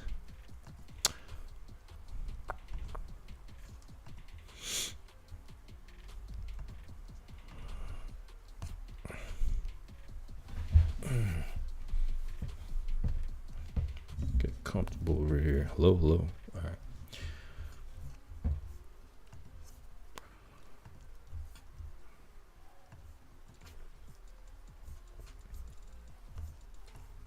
Come back to that. That's PX.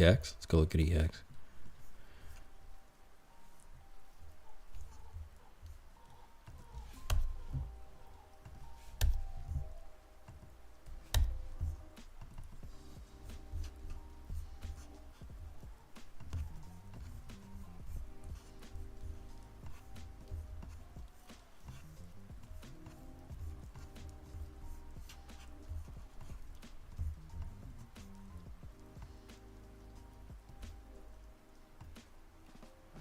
EX is holding up incredibly well. It has been holding up for a long time, even at the capitulation. I mean, it just gets bought up and it holds a lot of strength right there. EX is going to be crazy. I think that even if Pulse and Ink and the core and everything takes another dip down, like if the market were to get weak tomorrow, let's say we have a weak opening for the week, I don't think EX is going to move. I think the sellers are gone. All right. I think the sellers are gone out of EX and it's going to rip. That's really nice. It's very light. I think RH is gonna be really happy with how this does because it's just gonna fly. This thing looks very light.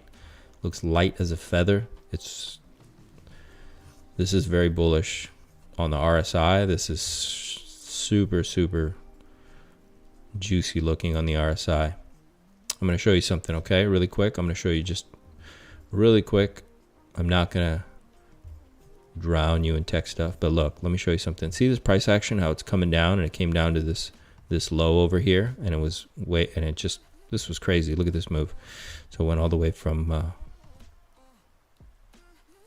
almost an 80% move from here to here. But look what the RSI did, pups. Check out this, pups. Look at the RSI. It's generally been trending up, right? This is what I'm looking for on Pulse and Ink too right now, okay? So this is beautiful. This tells you not to worry.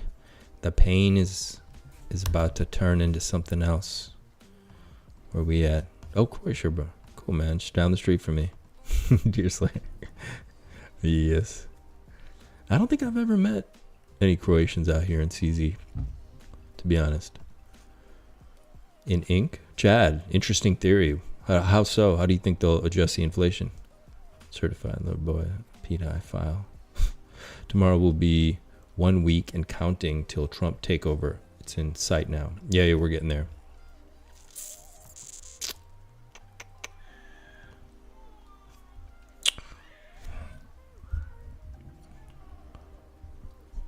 Opium.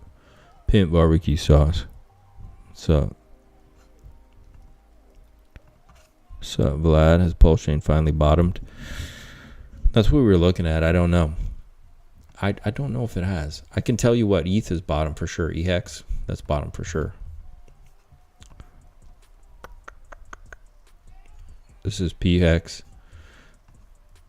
I think that PHEX...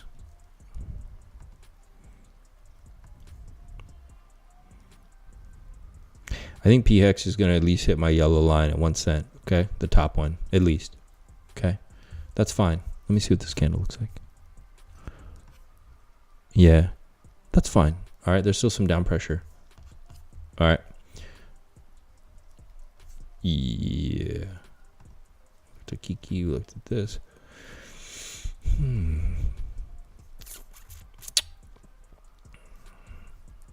Others, BTC DEX. Yup. Yeah.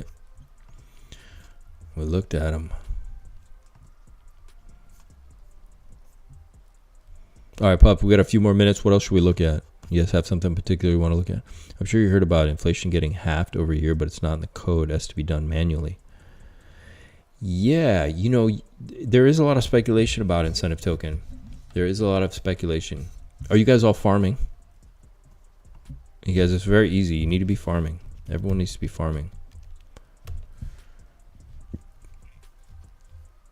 All right, super easy, guys. Let's say you have a little bit of Hex and Pulse, because I did this. All right, I didn't want to do stakes on my Hex right now. So what I did was I paired up. You can just pair up. Like, for example, I'll do the calculator. Let's say you put $1,000 of each. Okay, because you got 1,000. I got a lot of Hex and I got a lot of Pulse. I got a lot of both of these. All right, so I put $1,000 of both, so I get $2,000 total. All right, and I do that for 30 days. All right, this is how many ink I'm gonna get. 17 ink. Now ink is very low right now. But what if ink was $100 in ink? That's $1,700 for 1 month of just holding $1,000 of ink and $1,000 of PulseChain. All right, you're making at ink being $100, you'd be making almost $2,000 a month just by pairing those two. Now ink, I think, is going to go to $300-400 a cycle this cycle. Oh yeah, let's look at PTGC. That's right. Well, let's say you only have 250 Hex, $250 of Hex and $250 of PulseChain. Okay, so that would be 500.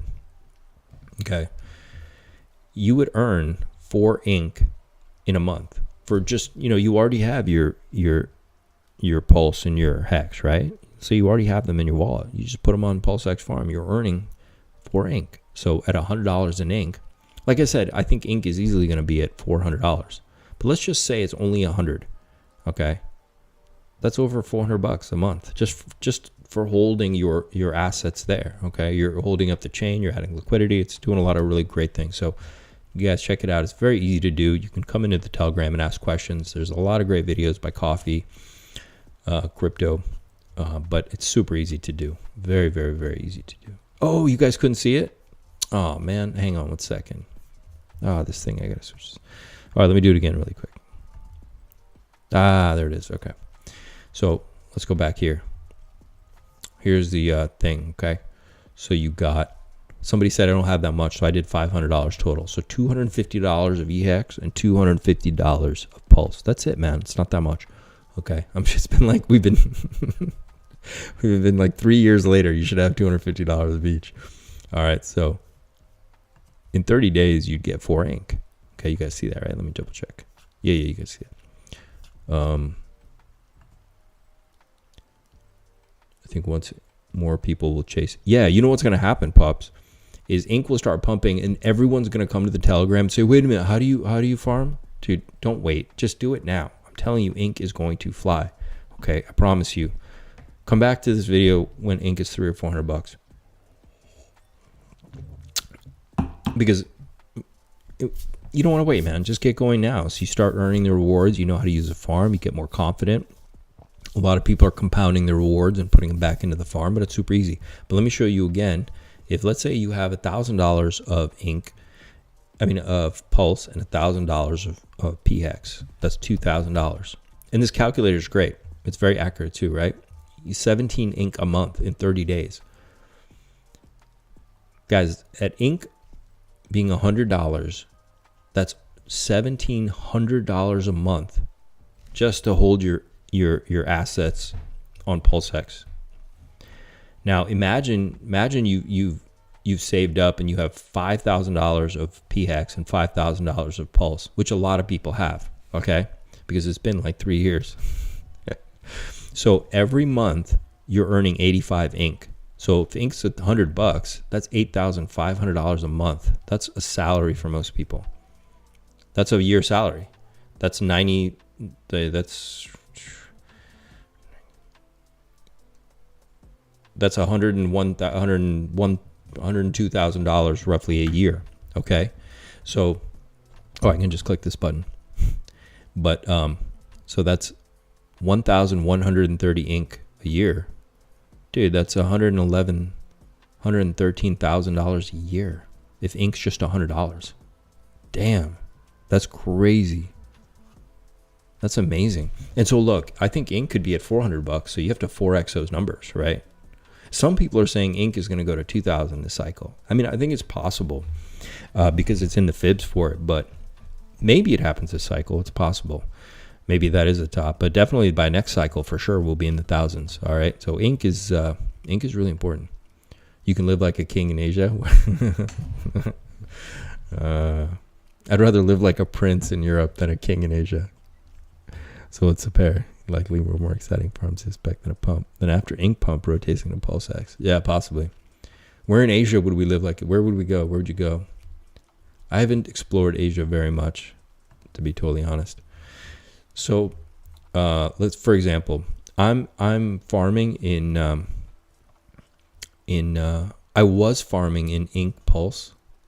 This was really juicy, and then I stopped it.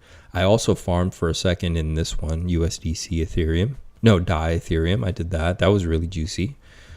And then obviously I'm in the PulseX Pulse farm, which is one you should definitely be in. Very easy to do. Everyone's holding Pulse and PulseX.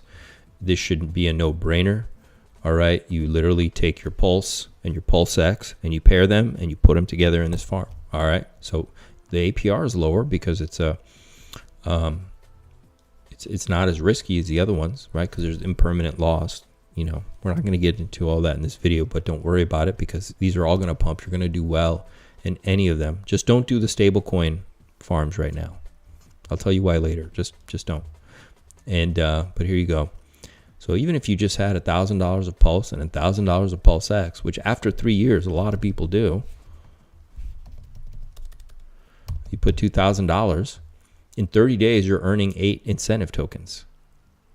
So if incentive was $100, you're making $800 a month. I mean, that's passive income. All right, that's your car payment and your insurance if you have a Toyota Corolla. But you know, whatever, man, it's good. It's really juicy. For only staking $2,000, you're not staking. I mean, you're farming them. So that's it. You're only at 2,000. That's awesome. Be interesting to know. Are you decides to get EX parity? Yeah, for sure. Do you think the rate at which ink is farmed will go down as the price increases? The rate at which ink is farmed? No, I think it'll go up, actually. That's a good question, Maria. Chat, what do you think? I think it'll go up. I think demand will go up for ink and more people will be farming and pulling out more of the supply of ink, right?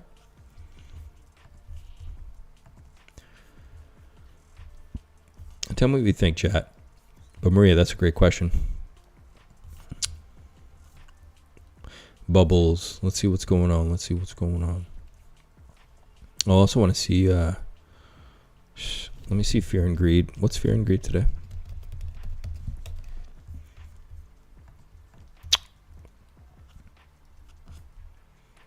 I went back up to 62. Okay, I think we're going to have to come back down into this yellow-orange area, and that'll be your bottom.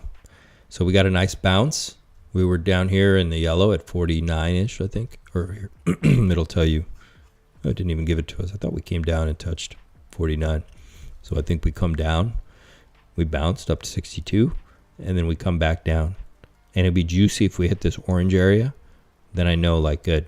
We've done a nice washout. Okay, it's happening. Maybe that's this week. But I'm still open to us just starting to pump into this election. Okay.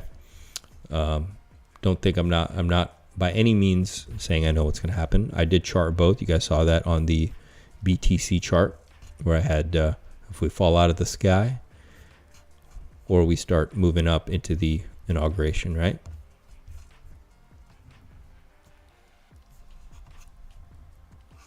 Wow, this looks so funny right now. Yeah, so I think we're at one of those decision points, and I think Monday, the 13th, is going to be an important moment. We're either going to start crawling up into the inauguration, or we just completely wash everybody out right now before we start the big Trump pump. Really, I don't see us ranging. We could range continuously, but I think we either need a nice continuation of this dump, or we need to start pumping. Hope that makes sense to you guys. I know it's a cliche TA. We're either going to go up tomorrow or we're going to go down tomorrow. It's one or the other.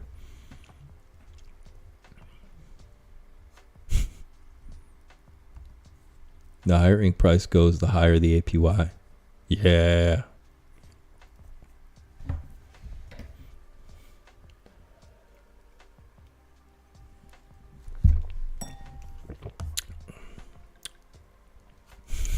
I'll be half right.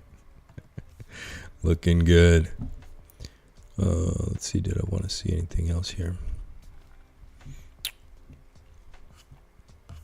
Well, let's see pulse bubbles, see what's going on here. What? Why can't I see this? What's going on? It's weird. Okay, so let's see what's going on with hard.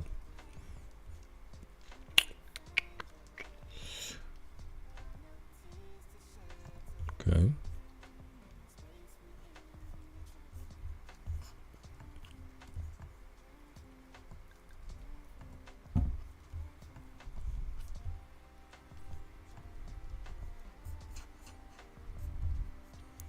Okay, yeah, I mean, I don't know why I was so big on the thing. I mean, yeah, it's breaking down. It doesn't matter where you draw this. It was rejected there and it's rejected here. Well, we don't know if this is rejected here, but it's coming up to it, so we'll have to see what happens. Flex boost broke the bubbles. Well, what did I was showing you guys a farm of Hex and Pulse. I think they're both going to pump from here. I wouldn't even worry about impermanent loss. With a $500 position in a PHEX and PulseChain farm, they're both going to pump. You could lose one of the other. Absolutely. You guys need to look up impermanent loss, but we can do a deep dive into farming if you guys want. Spain, you're crazy, man. You're crazy. You guys have the weather, though. You have the weather. You have the weather, but that's it, man.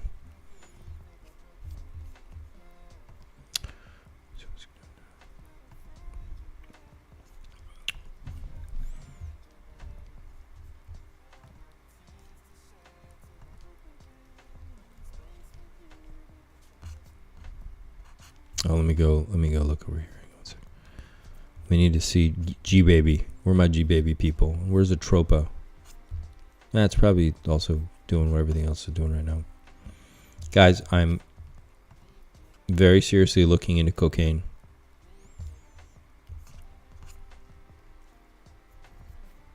Pedro gets all the stick. Pedro, what's happening, brother? What are you up to? Pedro's not in Spain, man. All right, let's see what's going on. getting involved in cocaine, guys. This is a project by the 414, I believe. It's been ignored. I think it could become quite bullish at some point here.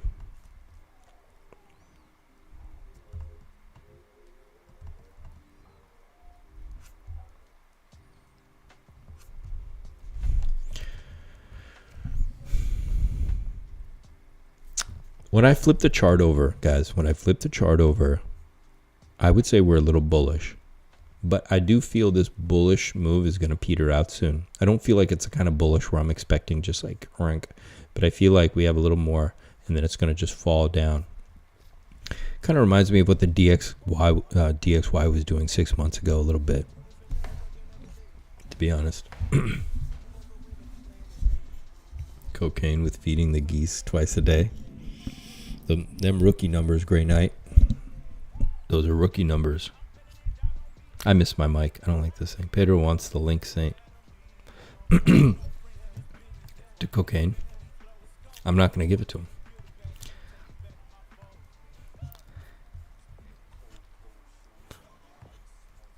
Ooh, G baby. Oh, damn. Got a double bottom right there. Let's go pull up a little bit. Can you guys see that? Okay. Ooh.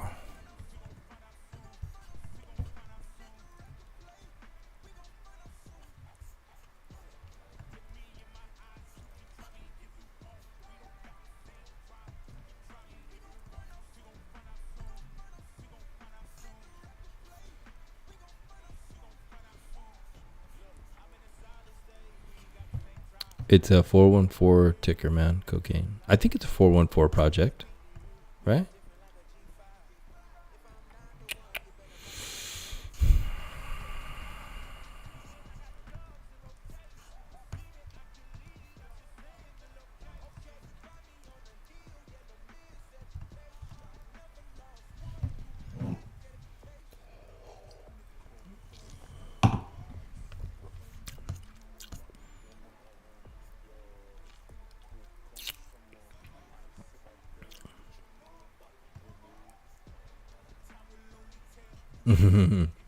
I think I'm not gonna say there's gonna be some surprise projects that are gonna pump. You guys go to the Telegram group and sign up for the email list. I'm gonna send out what tokens we're gonna focus on in 2025, which charts, because we won't have time to focus on everything. When the market gets euphoric, you're going to see everyone's going to come out of the woodwork and things are going to be popping off like crazy, and we're going to have to focus. So I got a really interesting list I'm putting together. I do a lot of research. As you guys know, obviously I spend a lot of time in charts, and I'm going to put together what I think. Well, look, it's not necessarily what I'm going to look for is going to be the thing that's going to pump. I'm actually going to look for things that most have a highest chance of not rug pulling on us, right?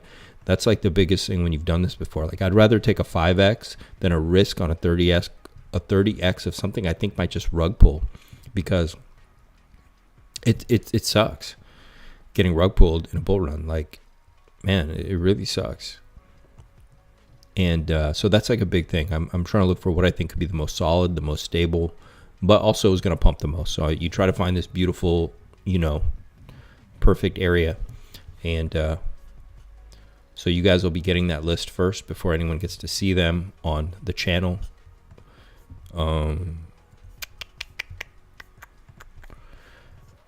I'm trying to talk to teams right now. We have the show group, which is Wolf's Pub, and I'm asking questions, finding out about projects, seeing who seems to be, have their shit together, really. Who's ready for which team looks like they're ready for the bull run, or which team looks like they're just going to fall apart on like 10Xs. And that happens. Sometimes these teams look really great and then they get a 10X and then, someone ends up, you've seen that movie, right? Like the one guy who like can't handle the, sudden wealth syndrome, and he like steals the keys and rugs, right, on everybody. It's a real phenomenon. When you see in the bull run, these market caps are going to get crazy. And a lot of you guys, maybe you haven't seen that before, but also for a lot of these devs or these people who've made these meme coins, they've never seen it before. Their market cap goes from $1 million to $50 million suddenly. And all of a sudden, you know, people's morals start going out the window. So, you know, and it can happen, you know, even as hard as I try to pick the best ones, still, you know, human behavior is human. Humans are humans, man. But you try your best to mitigate it by making the best choices you can and diversifying. So that way, if one does get yanked, at least we picked 5 other ones that were really solid. Like Teddy Bear. Like Teddy Bear's going places, and it's certainly not going to zero. It's going to heights. So look at this. Look at that turn. Right at, are you kidding me? Dude, look at my box that I drew, and look where Teddy Bear turned. Are you kidding?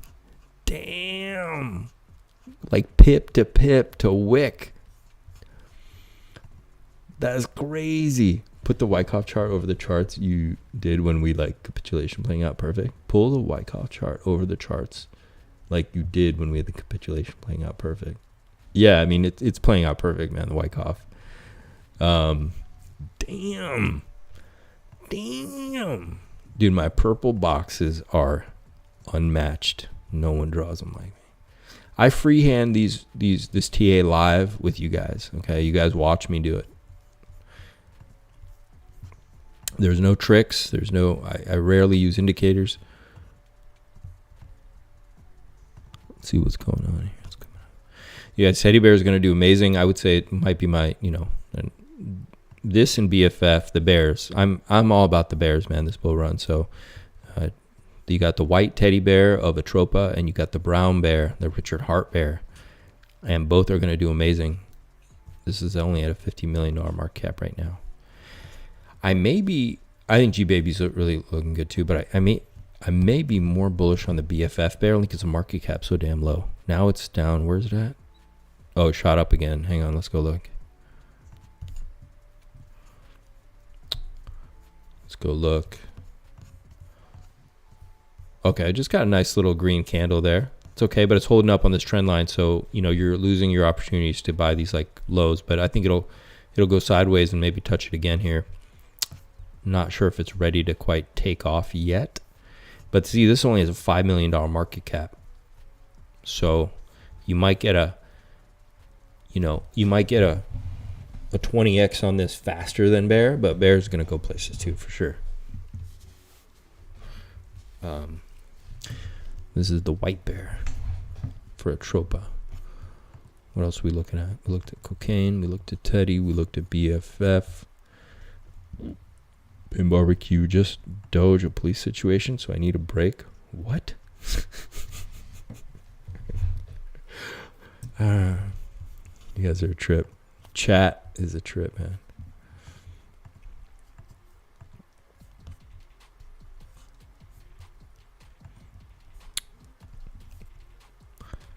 Let's see, we got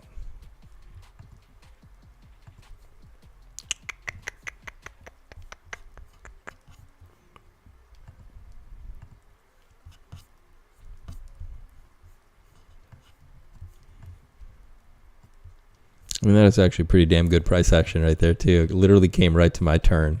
So this is a point of turn because we just went sideways for them. I mean, we went up what I drew, like, which is pretty epic. We kind of followed it perfectly, and then we just been going sideways. So it's hard to say if we're just going to turn down tomorrow or we're going to start ripping. It may not even be a rip. Maybe just strength comes in. Tomorrow's going to be interesting, guys. Actually, because I'm 6 hours ahead of New York City, we're going to get more updates tonight. So what I'll do, PTGC, that's right. Let's go look at PTGC. Let's go look at, I'm going to update the Telegram later. And first thing in the morning, I'm going to give some updates because I'm watching everything like a hawk. Are you guys seeing this? Okay. PTGC. And let's go.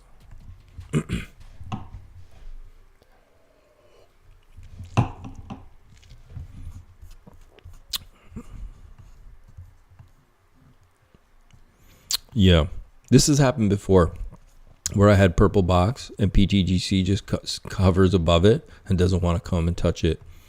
PTGC, I'll tell you right now, if you're going to DCA, you're going to have to just pick a spot and get in because it likes to front run everything.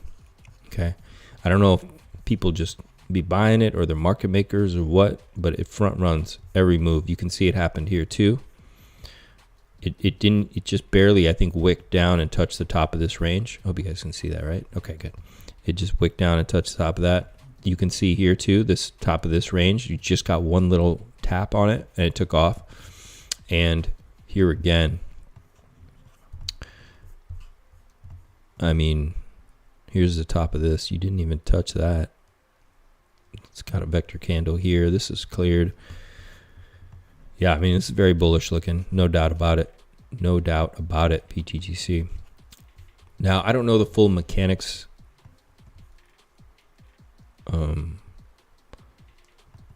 But it is deflationary, apparently. So they are burning the supply, and I don't remember what the latest stats are on it. I've been holding this, for a long time. It's certainly done really well.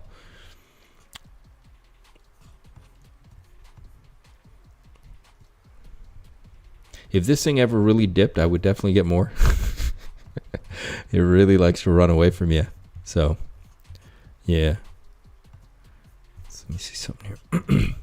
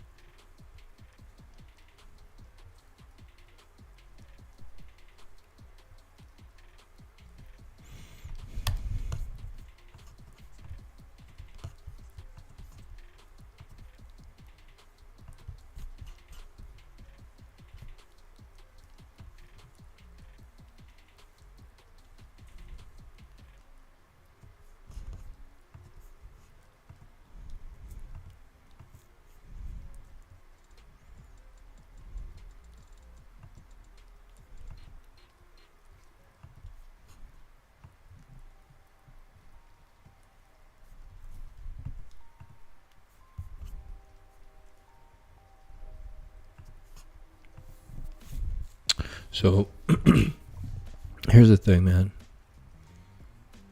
We touched the golden pocket. We've come up. We're definitely going to hit the 786. It seems like. I want to see this. I want to see it at least come back to touch this purple line again. If I want to make another entry on it, right? Oh, oops. I want to come back and hit the support again to make another entry if I were to get more.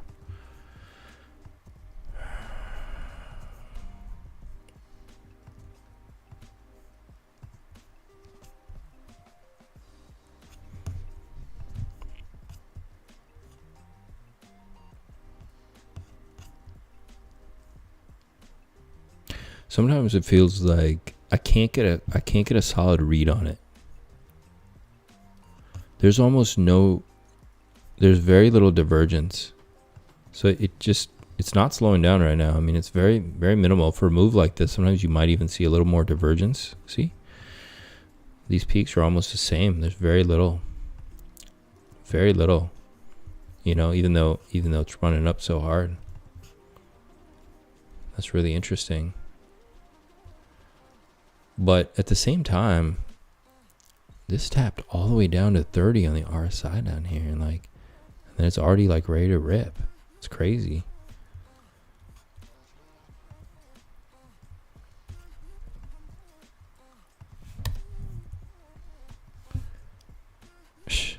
Man, it wants to continue to the upside. That's fine. Hopefully you can get a tap down here. We'll get some confluence with where I put this purple box, the range of it, and this uptrend that's been going, and you get anywhere down here around this purple I have, that would be a good buy. Okay.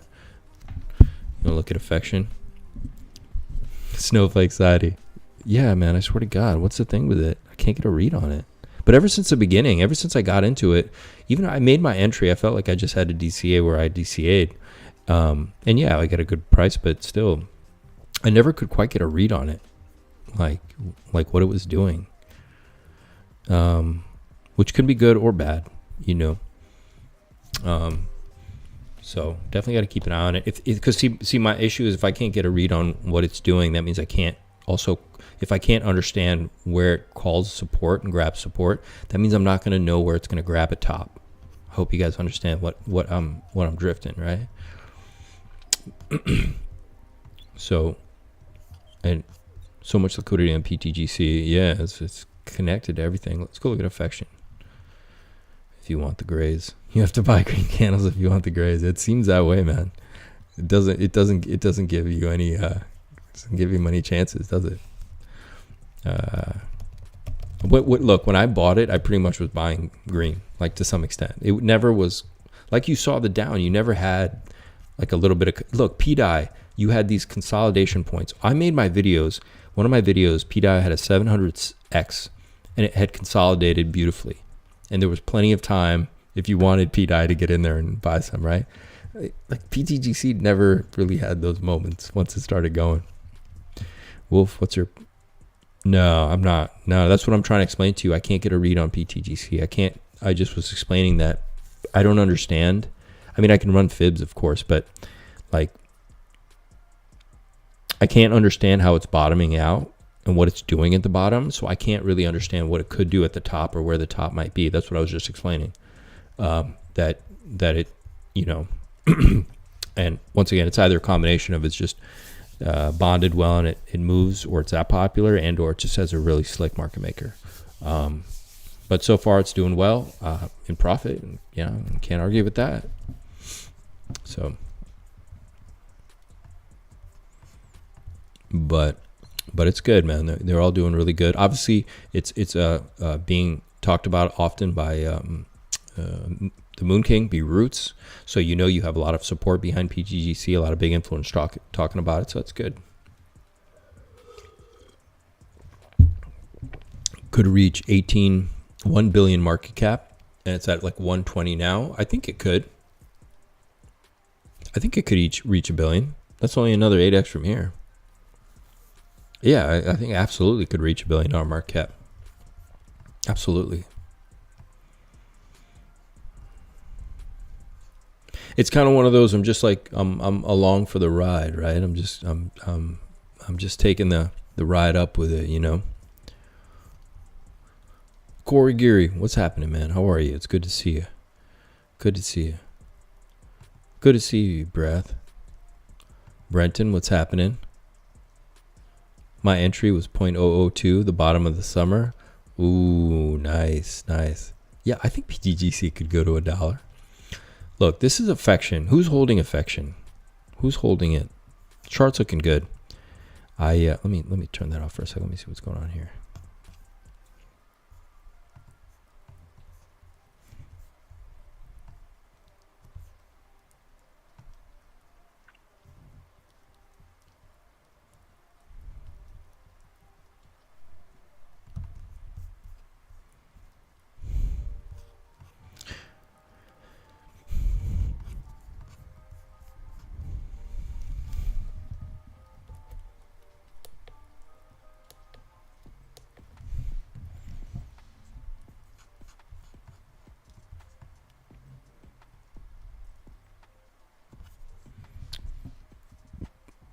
But what's the deal with affection? Is this going to be used in dysnomia? Is that what it is? Because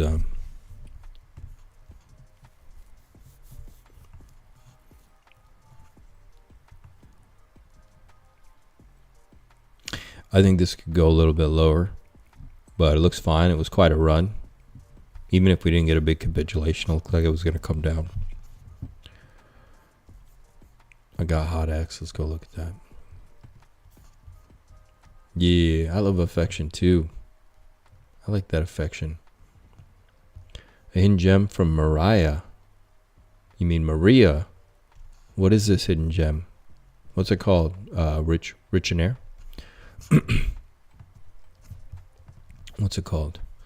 Let's go look at 2025. I think I got it in here somewhere. Okay, cool. Yeah, I remember I was looking at this really quick. It was breaking out. Well, it's in my purple box still. It's still ranging in there.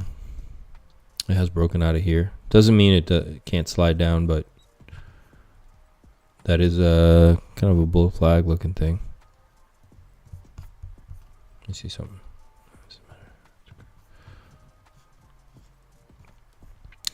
I think I know this is breaking out.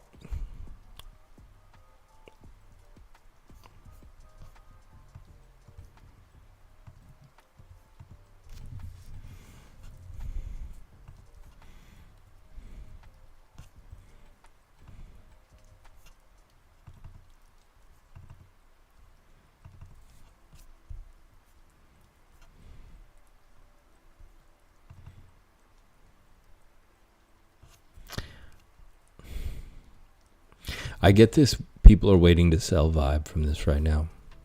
I feel like it's going to come down at least to here, to the top. See this purple box down here? I have a feeling it's going to touch at least the top of this purple box. Okay. I don't know where it's going to do it, but it doesn't have to go into it, but I think at least above this purple box. Maybe I put this a little too low. Maybe like right there. So I think you might get another chance at like a juicy entry right there. Maria Garcel's indispensable. Oh, MV. Hard to write because, oh, the symbol. Okay, gotcha. All right, I'll pull it up. What's up, Ashtree? How you doing? Ash. All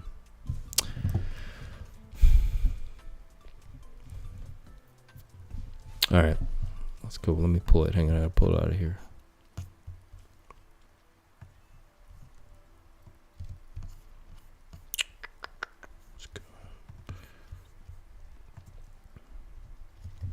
I'm not convinced Hot X is ready to rip big time to the upside yet. That's all I'm saying.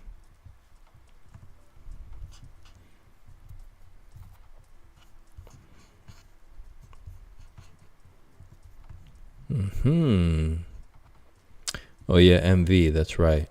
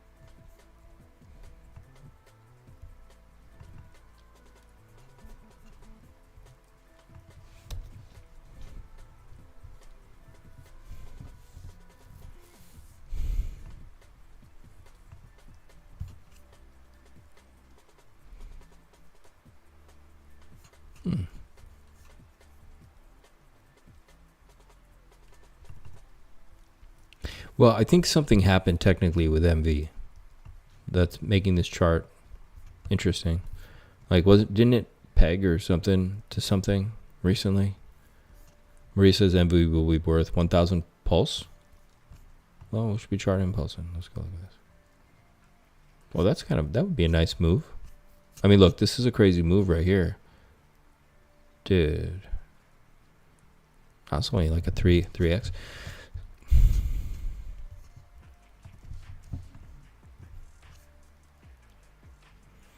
Look, well, I mean, you got this juicy W, right? It's certainly bullish. There's no doubt about it. I'm trying to understand if the move is finished a little bit, right? I mean, you guys see this beautiful, beautiful W, okay?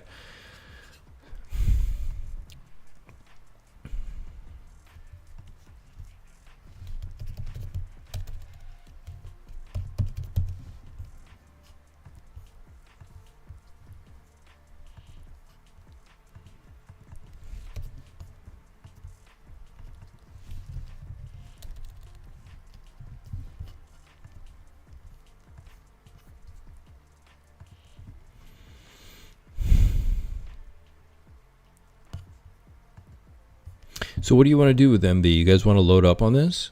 Are you guys excited about it? It's because Maria said it was going where? Up here? Damn. So this is like, what? That would, you're saying, she's saying it's going right here. 1,000 pulse would be like right here. Yeah, I mean, that's easily within the cards here. Interesting. If you remember, it was going to be used to black T-bill. Oh, yeah. That's right. Dysnomia affectionately main token of the ecosystem. And with burn-ins, probably the next Atropa. Why don't you just buy Atropa then? Like, look. Okay, yeah. I mean, look, there definitely certainly seems like there's a lot of upside here, but Atropa is... Oh, nobody's even paying attention to Atropa. I'm shocked. Is it still going? Is the banner going under my videos? Oh, okay. I forgot to turn on. Like, oh, I forget to turn that fucking thing on. Dude, Atropa is at 8 cents. Atropa is supposed to go to $7. How much Atropa do you have? Yeah, T-bill's going to $1. MV went to parity with T-bill. That's right. The biggest whale of affection? Who's the biggest whale of affection? Dude, Atropa. Chat, do you guys have Atropa? Like, sometimes I forget. I'm so in it. I think everyone has Atropa. And then I realize, like, nobody has Atropa. And I'm like, Maria has said Atropa is going to $7. Do you guys understand? It's 8 cents right now. No, I think Maria said Atropa is going to $7.50, actually. But let's just say $7.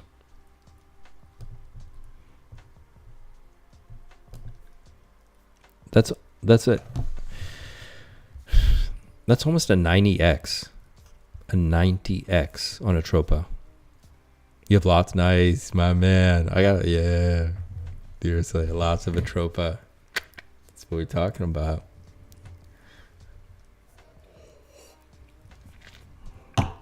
Like, I don't have enough Atropa. But I felt that way about pDAI too, where I was like, oh shit, I just don't have enough Atropa. pDAI and Atropa are interchangeable. Zach, come on, man.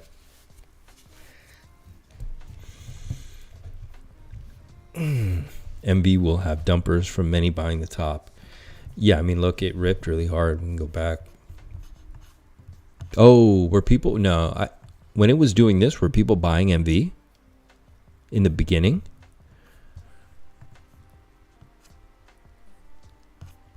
I have down TSFI. Dude, I don't think people were buying this. Were they? If they were buying this, you're going to have so much dump oh shit, people were. Dude, people were trading this. Oh, this is crazy. Oh, there's going to be so much sell pressure on MV.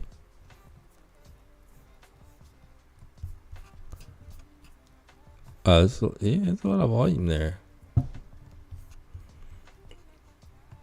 When pDAI pegs, I was planning to roll it into Atropa. Well, if pDAI pegs, I think Atropa and pDAI must be the biggest bonding. Atropa, Bear, and pDAI are heavily connected. You bought the top of them, Zach. Zach's gonna dump on your heads, guys.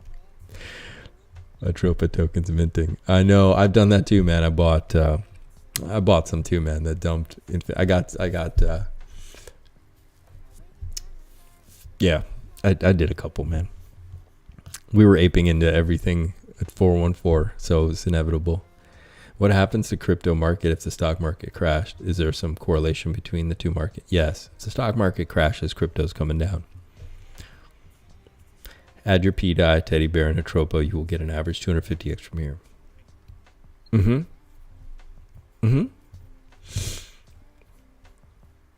I sold MV in the bottom. You sold the bottom. Why'd you sell the bottom, bro? You can always come on here and ask me to chart stuff. You had a double bottom here. It's a beautiful W. I can pull up the RSI too. We can see if you had indications on the RSI. Sometimes, sometimes it's hard to know too, right? Something else you want to get, but yeah, man. What the fuck?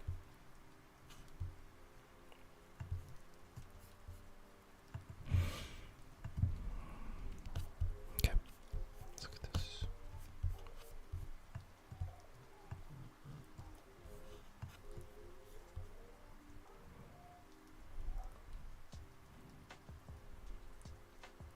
Yeah, man. It depends where you sold it. Like if you sold in here, it wasn't the smartest thing. The RSI dumped to hell, but this price stayed level. That's a really, really good sign. Milady pumped a bit, but looks bearish now. Atropa would reach 30. Shut the Pulse. Come on, don't mess with me, bro. Don't, man. Yo, chat, suss out this guy, Pulse Pilgrim. Is he for real? Or she? Atropa to 30 bucks? Let me go. Hang on. Zach, what's up with that? If that's the case, I'm selling everything and going all in on Atropa. Dude, if you have...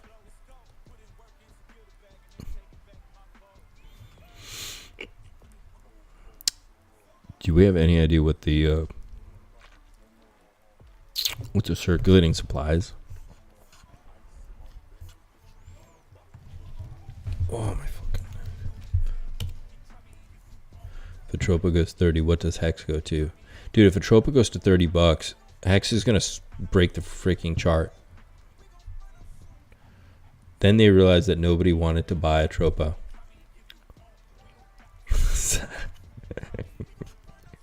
They were more bullish in the past. Oof. So Zach, what's your call on Atropa top then? If it's not going to 30 bucks, where's it going?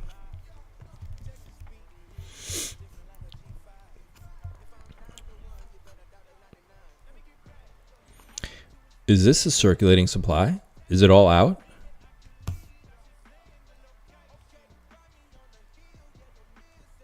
$7-8. I think $7-8 is legit. I think that sounds right, man. $30 is crazy, but that would be awesome. Hey, I'd be Maria Rael, $30. Do it. Make it happen. Hex would break the firmament. If Atropa went to 30, the dev said 7, did he not? Stop it. Atropa at 750, not 30.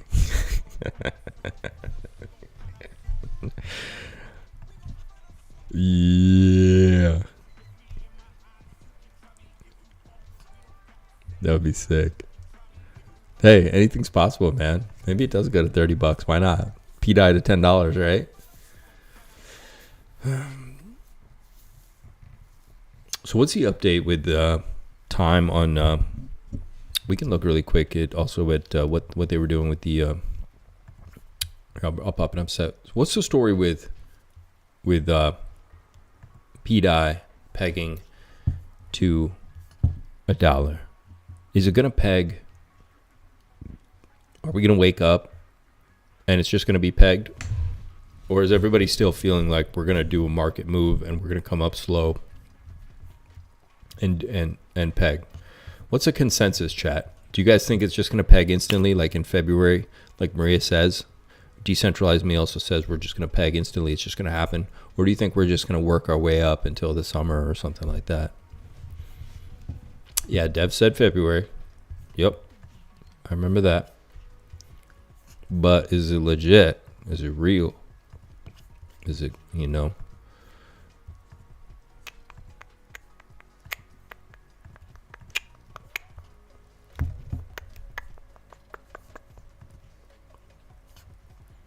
Quick jump instantly. That's what you're feeling? I'm gonna look something up. Okay, we saw that.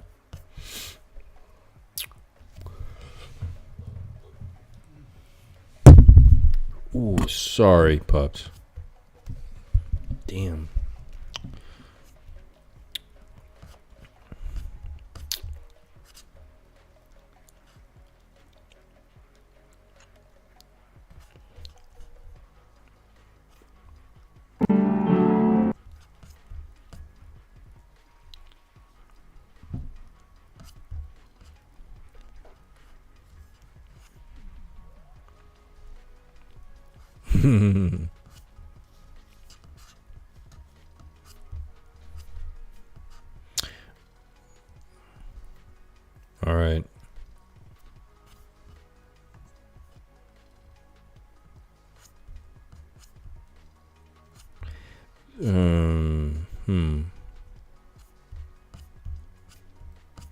So yeah, maybe tomorrow is a bit of a like a black swan event situation, possibly.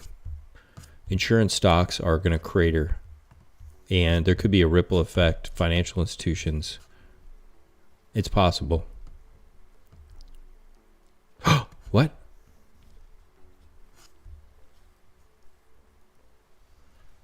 What is this crap? Is this for real?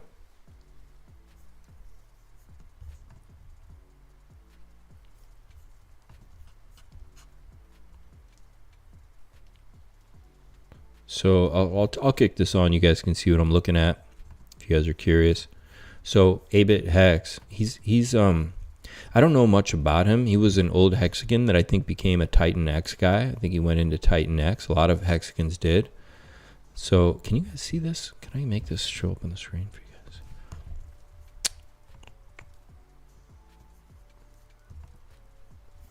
You guys see the whole thing or no?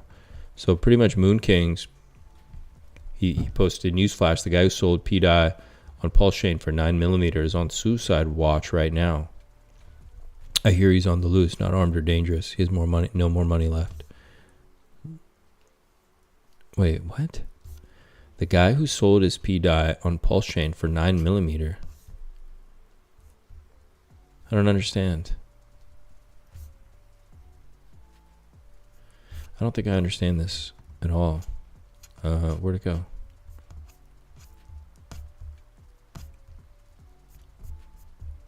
It was just, well, hi.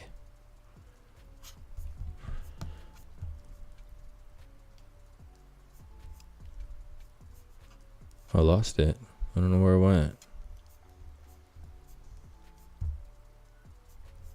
It was,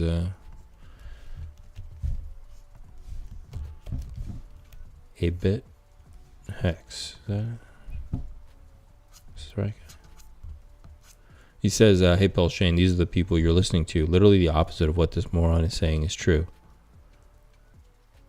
Okay, he maybe made a mistake because it shows the pDAI chart going down and this one going up. So maybe he meant the guy who sold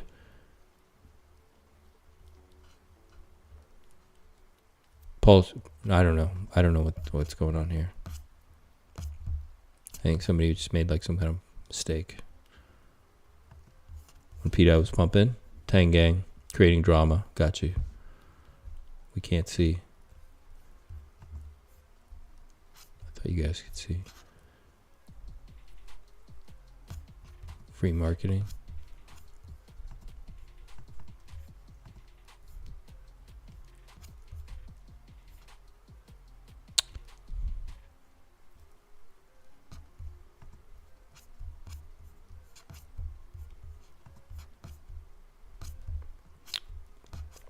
I'm looking right now through anything that might affect the market or something that could be important.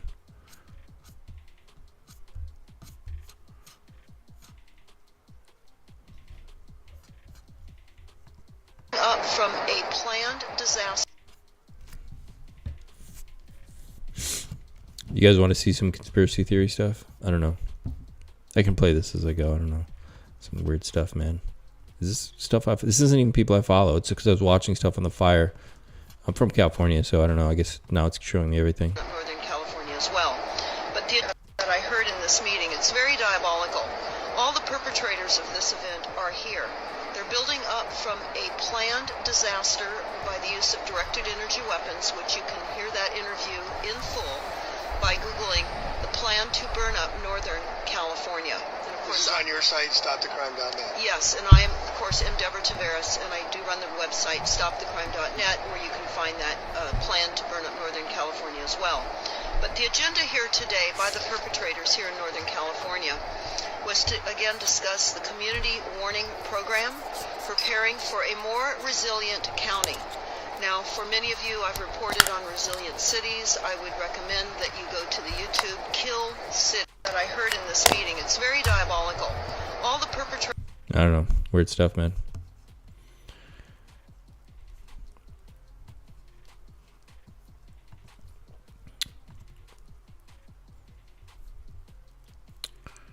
Weird stuff. Looked at all that.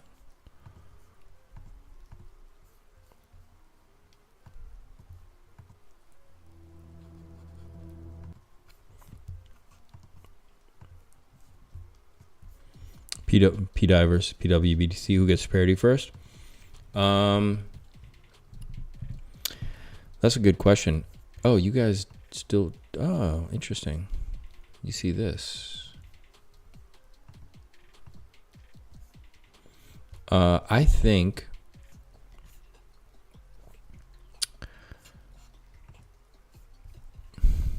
That's a really good question. I think pDAI gets to parity first. What do you guys think? I think pDAI. Yeah.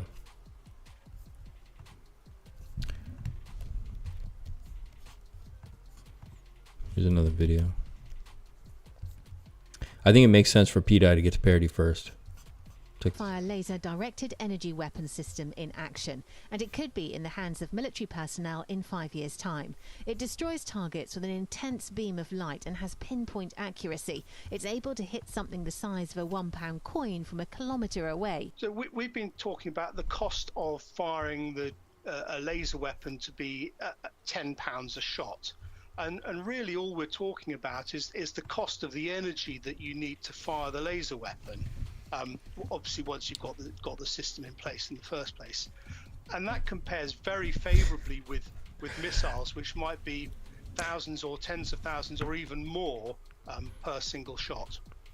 So sometimes when you record and you're out on the field, you have to record your audio separate from the video, and you have to sync it up later. And it's not always easy. Actually, my earlier videos, if you look closely, they're out of sync because I had to put it in Final Cut and then sync up the audio and the video, because now I just stream. So I'm literally just streaming like a webcam. Everything I do is live now. I don't like to mess with edits and shit, because then you got to sync stuff up and all that. So that's probably why. Just to answer that question. Scientists say Dragonfire proved itself in testing in Scotland and has the potential to transform the UK's defence capability. It could be used on land or sea and would remove the reliance on high-cost ammunition. Drones are a really good example. Dude, of bullets are out, guys. Bullets are gone. That a laser weapon would be very effective against. And certainly in our demonstrations, drones are one of the targets that we've successfully engaged on a number of occasions at really useful ranges. Britain isn't alone in developing this technology. Militaries around the world see the advantage, like Israel, which has Iron Beam, designed to destroy short-range objects too close for the Iron Dome system. We don't like to compare Dragonfire too specifically with what's being done in other countries, because they have their own research programs which we're not privy to. But what I would note is that the Dragonfire technology that we've designed is UK bespoke technology, which is owned by us and can be used by us in support of generating laser weapons for our own platforms. Okay, you guys, check this out. And I'm going to play you guys a clip. It's really funny. Everyone's been asking about the clip about when B-Roots came on the show, so I popped it up. So I'm going to play it for you guys in a second. Just when I had the market corner, bullets are gone. I know you got your prepper closet ready with your rifles and your bullets and all that. No, man, what you need now is a can of blue paint. You need a can of blue paint, and you need a laser gun, bro, or you're not going to make it. All right, check this out. Can you guys see it? Yeah, is it showing up? This fucking shit's weird. So this guy's really cool, man. He's a fasting god. Jakubneski. Chatted with him really quick. He's submitted a petition urging the European Parliament to investigate the Finnish state's alleged unjust actions against Richard Hart. If the petition is accepted, it'll be deemed admissible by the Committee on Petitions, which will then determine the appropriate course of action under Article 227 of the Parliament's Rules of Procedures. Once deemed admissible, any European citizen or resident of the EU will have the opportunity to sign and support the petition. As a EU citizen, I believe it's my responsibility to address injustices occurring within a fellow member state, especially when these actions directly impact not only my personal investments, but also those of other European and international investors. The petition is pretty much Stop Unfair Practices, a call to investigate Finland's actions against Richard Schuler. So you guys should read it. I'm not going to put the whole thing. I'll actually put his name here. You guys can go check him out. Give him some support. Ask him how it's going. See if you can retweet it and get some get some eyes on this. Okay, it's a it's a pretty long petition you guys can go through, but it's cool. He actually put in the petition, man. That's awesome. He's taking action. Looks like we got some eyes on it. It's got 40,000 views, guys. 40,000 views. So smash the like for that. That is epic. Let's see what happens, man. I'm really curious. They need to approve the petition first. Yeah. So it's interesting because people I've never even seen before all over the world, all over Europe especially, are getting involved in this because it's an opportunity to take some action and put pressure on them too, to show them that there are a lot of people affected by this. A lot of people have eyes on this. A lot of people care what's going on. We're not just sitting around, idle here in the EU. Good Polish boy. He's doing the right thing, isn't he? Do we need to be? Yeah, I mean, for sure, you have to be an EU citizen. I can't vote on it, but I'm a resident, but not a citizen, so I don't think I'm eligible. But I can certainly support it, get eyes on it, like I'm doing with you guys. I'm sharing it with you guys. Guys, go follow him. See what help he needs if you're a EU citizen, and it's gonna be really cool. Let me see. I'm gonna play you guys this clip. Where'd it go?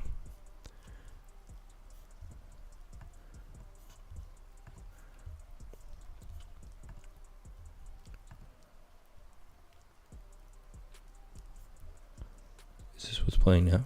Where is it at?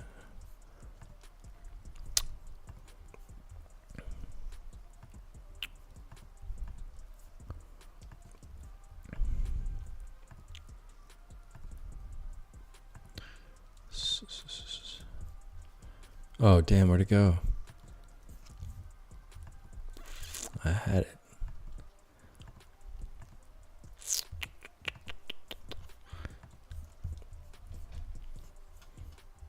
You got one open.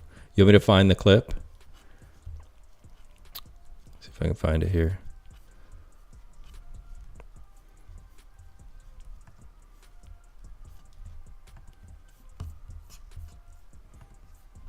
Okay, let me find it for you guys first. It was big money. Literally a lot. It was St. Wolf. It was incredibly frustrating because I know personally people were putting in a lot. All right, let's watch this. Drop this in here. Let's see if we can get this going here. Concluded that the biggest wallet was my wallet, and he'd noticed that it had sold 2%. So he said, "That's you selling." And I said, "No, nothing to do with me, that wallet. Nothing to do with me in any shape or form.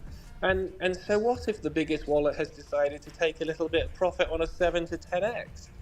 I mean, the biggest wallet was probably on even more than that. So, I mean, I couldn't understand it. So I said, "No, that's not me." And he said, "Yes, it is. You're lying." And I was like, how odd. So I said to him, "Look, do you want to talk about this?" And the time it took me to organize a stream link and put some shit on X, and of course that you're in a red day as it is, Bitcoin's down, Ethereum's down to 3K as you say, so everyone's crying, and then here is saying that why launch a coin, and surely we should all just be about the core coins, and you're a core coin streamer, why are you launching this coin? It wasn't an ambush, in all fairness. It was funny though. It was funny discussion. What I was being accused of though was scamming people by selling on their heads and things. Yeah, that somebody which just is said. Which is not what I've done. Crypto Land said, Briz said that you dumped on him, but there's no proof of it. Clockington said, you're accused of dumping your own supply. I guess that's what people are up in arms about, it seems. A 1,000,000%, and technically I could sue him for that because he's accused me with no evidence. I mean, did you dump your positions at the top there, seeing that, or did you hold? Me, I haven't sold any coin. I've only got a minimal amount, which is just for I might use a tiny bit for marketing at a future date, or I might need it to. But I'm not. I've certainly not sold any coin. 1,000,000% on my mother's life. One's been very successful. Okay, in all fairness, Crypto 7 did come on and he addressed the issue, so that was pretty cool. And he wasn't being ambushed. I want you guys to know, I never know who's going to show up on the show. You guys know that, right? So we keep it very impromptu. There's nothing rehearsed. I'm busy with the show. I'm not messaging people to come on the show. None of this was all, in the moment. All right. You guys know, Somi came, B Roots has come. I'm sure one day the Heartman will show up. We don't know. We just don't know who's going to come. So, right. Secondly, it's to bridge one extremely wealthy community, which is international show jumping, which is akin to F1 in terms of the money, the sponsors, the people that are involved. So Lando Norris's sister competes. So does Bruce Springsteen's daughter. It's a billionaire's playground, okay? And I'm bringing some of those people into PulseChain through 7G. Hang on 1 second, Seven. Right. We got another guest coming on. What's up, As long G? as it's not that retard Brisology, that's fine. Oh boy, hang on. No, I don't. Not if it's not if that's that idiot. Okay, who are you bringing on? I didn't know who it was. The That's Moon the thing. King. Yeah. I had no idea it was him. What's up, G? We haven't spoken. First times. What are you doing, man? What do you mean? What are you launching your own coin for, man? That's crazy. Why not you launched a coin? I have never launched a coin in my life, man.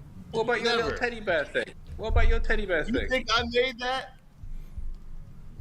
Dude, I just listen. It's like 2 a.m. I just came on as a favor to Saint Wolf. I didn't know he was bringing somebody else on. It was a bit of an ambush. That. No, it's after our show. Everybody comes on, man. It's not an ambush. It feels like a bit of an ambush now. It's not an ambush. Okay. Okay. First of all, Teddy Bear was a 414 token, right? It wasn't a B Roots at all. He just saw the potential in it very early on. It's a Maria Rahel 414 project. And I did not know till I clicked the green room who was in it. And the second he came on, I introduced him. But I had no idea who was coming. It was not an ambush. I love this play. He get a little hung up right now. So I love him. No, it's 2 in the morning. Crypto 7, in all fairness, it's not an ambush. This show, we have surprise guests all the time, man. It man. feels like it, man, and you didn't tell me who was coming on. I didn't know he was coming on. I never know who's coming on. I didn't know you were coming on. I didn't know he was coming on. Somi came on last week. I didn't know he was coming on.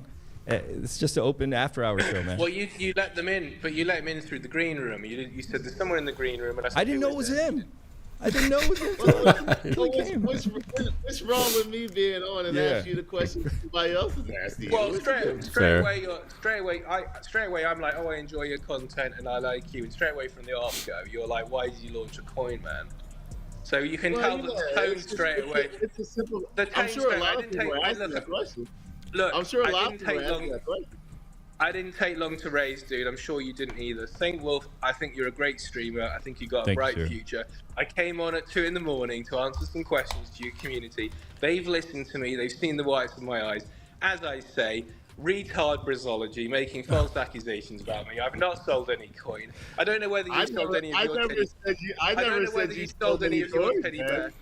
I never said you sold any coin. I asked you, why did you launch a coin? There's a big difference. Big difference. Yeah, big difference. Well, I've already answered the question if you heard, but I said for 2 reasons. One, to leverage my channel to bring in people into the community, but also because of my involvement in international show jumping, which is akin to F1, with lots and lots of money and lots of sponsors. Everyone's saying, what do you do? And I say crypto, and they say they're very interested. So that's why, man. Those are your answers to that question. Yeah. It's okay. Anyway, listen. I'm gonna keep watching. Saint Wolf. I'm gonna keep watching your content. He's fucked off anyway. All right, dude. Thanks very much for having me on. You're welcome to answer more questions if you want. Really, no one's attacking you at all. I think we've covered it, haven't we? Okay. I think your viewers are going to think, yeah, fair enough. He got up at 2 in the morning without his trousers on. He answered the questions. Yeah, you did. You came in and answered questions. You talked about it. I could tell what B Roots' angle was, so everyone could tell that straight away from the first question. All right, thanks very much, everyone. I'm off now. Cheers. Thanks, guys. All right. Cheers. Hey, the Moon King got that kind of effect. Damn. I didn't mean to mess up the whole screen. It's all good, man. We never know who's arriving, and they felt he got ambushed, but no, there was no ambush. Did I invite you? Did I tell you to come? No. I made those statements bad on it. Hey. I think you were being Never. friendly. I think it was a fair question. Why I did know he felt bad because then he started coming at me, asking me about teddy bear. Like, I didn't make teddy bear. Like, come on, man. Like, where'd that come from? So he felt a little pressure. I get it. It's all good. It's all good. How's it going with you, man? Welcome to the stream. Thank you. I was just, I saw what some people were posting, and then I retweeted, and then they said he's on stream now, and that's what it turned into. A bunch of excuses. It sucks though, man. This is why people don't dox themselves. So that's simple. What's your opinion about it? He's taking a lot of heat. Do you think it's fair that he's taking a lot of heat right now on it? Absolutely. This is what happens, and this is why I say over and over and over again, I will never launch a coin. And if you are doxed, you shouldn't launch a coin too. And here's the reason why. Will you be here during the bear market? If you're not going to be here launching a coin is like a job when you're doxed. So you have a target on your back. So when the market goes down 95 to 99% and they're seeing you are selling or you don't want to do the job anymore, you are going to have a target on your back forever. You got a target on his back already, but when the bear market comes, you will have a target. So when I see people do it, it's like, you better be ready for what's to come, because one person that buys the top automatically is going to call you this. They're going to say, you did this, you did this, you did that, you did this, and they're all going to blame one person, the dox dev. So that's why most people do not even dox themselves, because it's like, you're literally putting your face, this is my token, and when something goes wrong with your token, you're going to get a call from somebody sooner or later. It's that simple. Yeah. Not worth it. And then just buy the coins and just hold that shit. Like, that's just all it is. Just buy it, run it up to the bull market, sell it, do what you want to do, and then move on. Don't try to be a hero. Don't try to be, I'm the man. That's what happens. Everybody on PulseChain wants to be the man. That's the problem.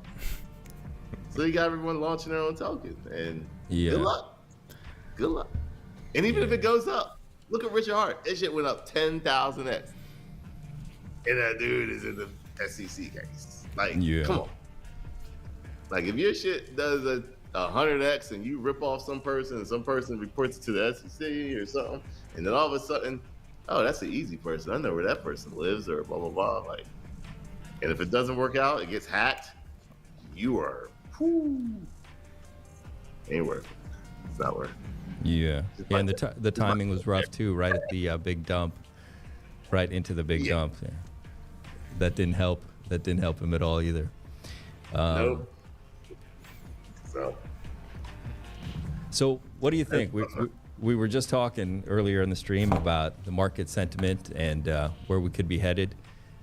Are you bullish or bearish, B-Roots? I probably don't even need to ask you. Let me look at Bitcoin real quick, because everything's off of Bitcoin. That was a trip, man. That was a trip. I might have to put this out as a separate video.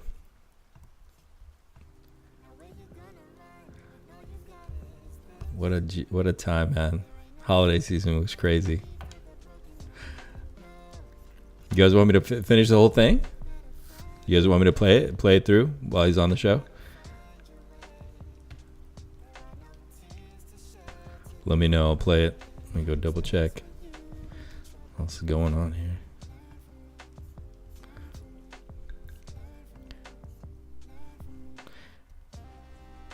Play it? You want me to play it through? All right. Let me bring it back.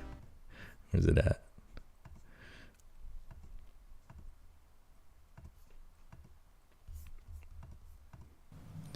Did it close back over 97,000? Yes, it did. 2x it. I don't know if it's an official close. Did it close? Good. If it's closed, and that's going to be, we're fine. Yeah, that was just a win. Yeah, this looks like a reversal to me. One day, close 97,760. We're good. We're fine. It's just a scare out. Good. If we close below that, I'd be worried. Okay. Fair enough. I'd be Yeah. worried. Yeah, this looks good. as soon as we cross this line, I think it's a retest and up and away. And I think we get that. I think we get that this weekend. Now, here's the one thing that worries me about that. That is trap area right there. Now you're dealing with an even number of 100,000, and we came all the way back down to close to closing below the swing low. Yeah. That scares me a little bit because that puts you in trap area to where you'll go back over 100,000, get everyone pumped up to get happy again, and then maybe $102,000, $103,000, and then you got to hold your breath. You know, you're right. We're still not out of the woods. Could be a big fake out. We break out of here, and then. Yep. So we got the official lower low. It's by a hair, but you know, technically it's a lower low. Yeah. But you did not close below the lower low. So the question is, you count the wicks or you count the close? That's where it's going to give you the I don't know, and then you're going to get retested again, and that's going to be the hold your breath, because I do think it's not just going to go straight up and to voila after that. You're going to get tested one more time, and you're going to create an official higher low if we do good, or we're going to create an official lower low. That is 100% trap territory. Get you right. Maybe this is a trap, right, to make everyone think, oh, we're done, we're out of the woods, and then I think we got another week. I think we got another week of bullish meme coin action, but it depends on what comes after that. It's going to be a big difference. So we'll see. Have you seen this Wyckoff accumulation chart? Yeah, they come every bull market. Yeah, but is this uncanny or what? I haven't seen the latest one. Look at this one. Isn't this crazy? Yeah, it's to the T. It's to the. You can't write this stuff. It's to the T. So I don't know. Well, yeah, I mean, I think we get that retest first though, which shows it right there too. It does show it right there. Yep. It shows it right there.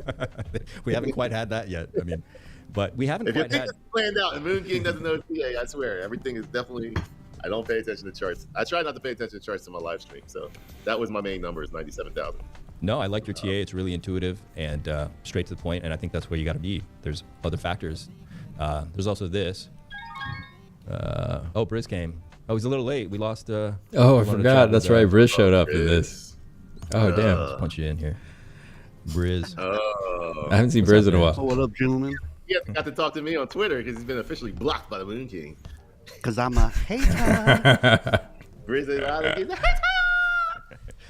I tried to go on your Kings of Crypto show, and you didn't put me up. I wanted to show Hex. I was in the green room. You did not show up today. You did not show up today. 100%. Not today. It was a couple of weeks ago. But I showed up in the green room, and I could see you and Ian like texting each other. Is this who I fucking think it is? Yeah, I think it's fucking Briz. Don't put him up. It's all good. Don't worry. When I put like I said, even the people I block, I'm sure if I went to a party or somewhere, I could probably have a drink. That's what most people on Twitter is. We partied in Vegas for a second at that pool. We did? Yeah, at that pool party. It was. I met you there. I didn't really... After hours party. What were you guys up to? I never knew I met you in person. See, we bring everybody on, man. We don't curate the show. Everybody wants to talk and gets on, man. Let's bring everything back on here. Where's this at? All right. So really quick, I forgot to mention the Decentralize Me. Minutes after calling on Richard to pass our proposal tomorrow, the Milady voter on our previous polls votes again. Those who seek opportunity will find just that, Milady. Is that crazy? This wallet was funded by a wallet ending in DAE that has worked on Maker and has also funded a wallet that contributed to the marketing fund, pDAI to $1. And they wrote this on there. Chad, what's your take on this? What's going on with the Maker? What are they up to? I mean, I'm guessing maybe it's somebody on Richard's team. Maybe it is a Heartband. I don't know.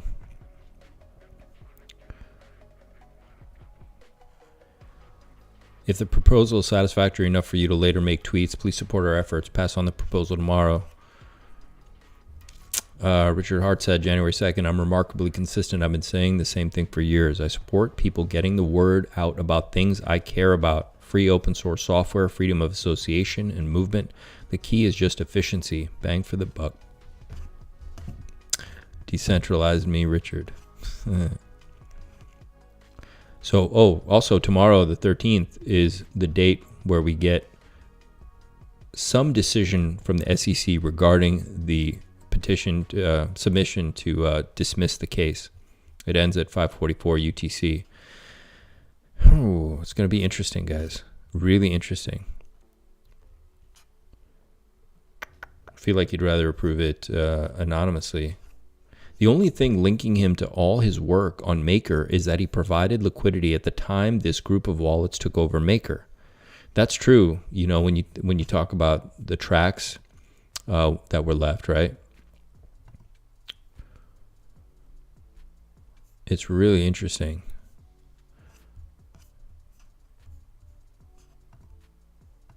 I have no idea, but we're going to find out real soon. All and risk having their users sue them. I have no idea, but we're going to find out real soon. We're going to find out real soon. There's some really... What's wrong? What's wrong? Hold on, hang on 1 second. I got a little tech issue here. Oh, there we go. Algorithmic stablecoin is going to be worth more because they don't require a dollar bank account to back them. Don't know. I can't wait to find out. This is going to be crazy. How many people are going to spend their time being rewarded as a liquidity provider to arb the difference between ETH versions of tokens and Pulse versions of tokens? And how big does that market get? What is, you're just like, wow, there's a lot of really cool stuff going on here that's never been done before. This is innovation. This is going to be exciting. All in risk. Yep.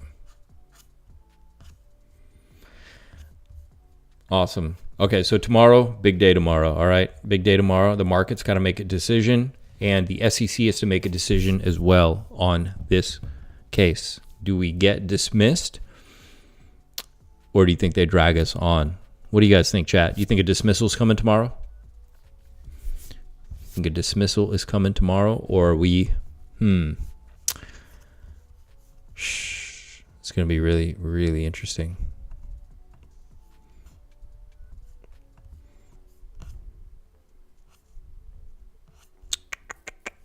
It's Wolf Moon.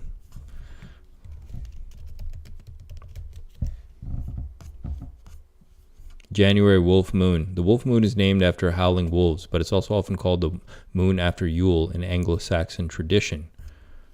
Ooh, this is going to be interesting. The Wolf Moon. Damn.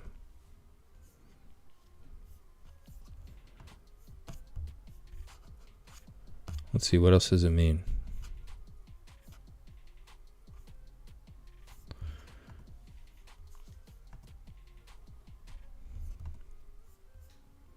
What else does this moon mean?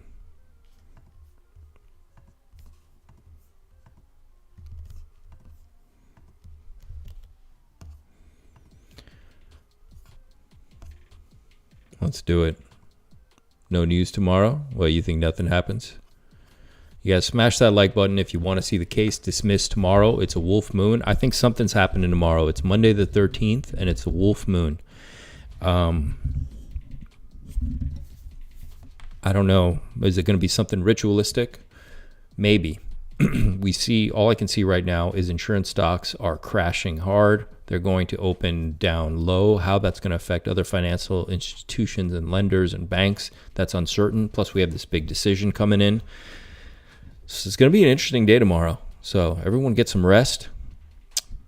Come to the Telegram for sure. Yeah, come to the Telegram. You guys have any questions? Let's connect in there. I'm going to do updates in there for sure. I'm going to keep my eye on what's going on. I'm going to try to give you guys as much update as possible. And if we're going to rip, we're going to rip. If we're going to dump some more, hey, we'll dump some more. And we've got another week to DCA because then we got the Trump pump. So maybe I'm thinking it's going to be maybe there's some downward pressure, and maybe that's what tomorrow's might be. I know that tomorrow's going to be a big day for sure. That's why I had that on my thumbnail, the 13th. Yeah, something about it. I know exactly, John. That's the other thing. When you look at the charts, when you usually get these kind of moons in general, even if it's not a wolf moon, they're generally downward pressure on the market. And that compounded with, we forget that the fires in a way, are a type, even if they're intentional, they're a type of black swan type event, because the effect on the economy, the ripple effect could be dramatic. So maybe this week we need to absorb that, and maybe the market opens with some downward pressure for sure, possible. But I'm ready to DCA, to pick up some great discounts, because I have no doubt once Trump comes in, end of January, February, I think we're gonna rip. Okay, so let's be ready. Come to the Telegram. Smash that like button. You guys subscribe to the channel if you haven't already. Definitely leave a comment down below. It helps people who jump on the stream, because these streams are like 3 hours long. It helps them kind of see what we're talking about. So leave a comment about something in the video. Give somebody something to grab onto. And yeah. Thanks, Igmaxi. It was great seeing you guys. I hope you guys didn't mind the new location, some of the tech issues. Hopefully I'll get the power back on at the office and the heat. And I'll be back there streaming again this week. Anyway, guys, take care of yourselves, and I'll see you in the Telegram. All right. Night, everybody.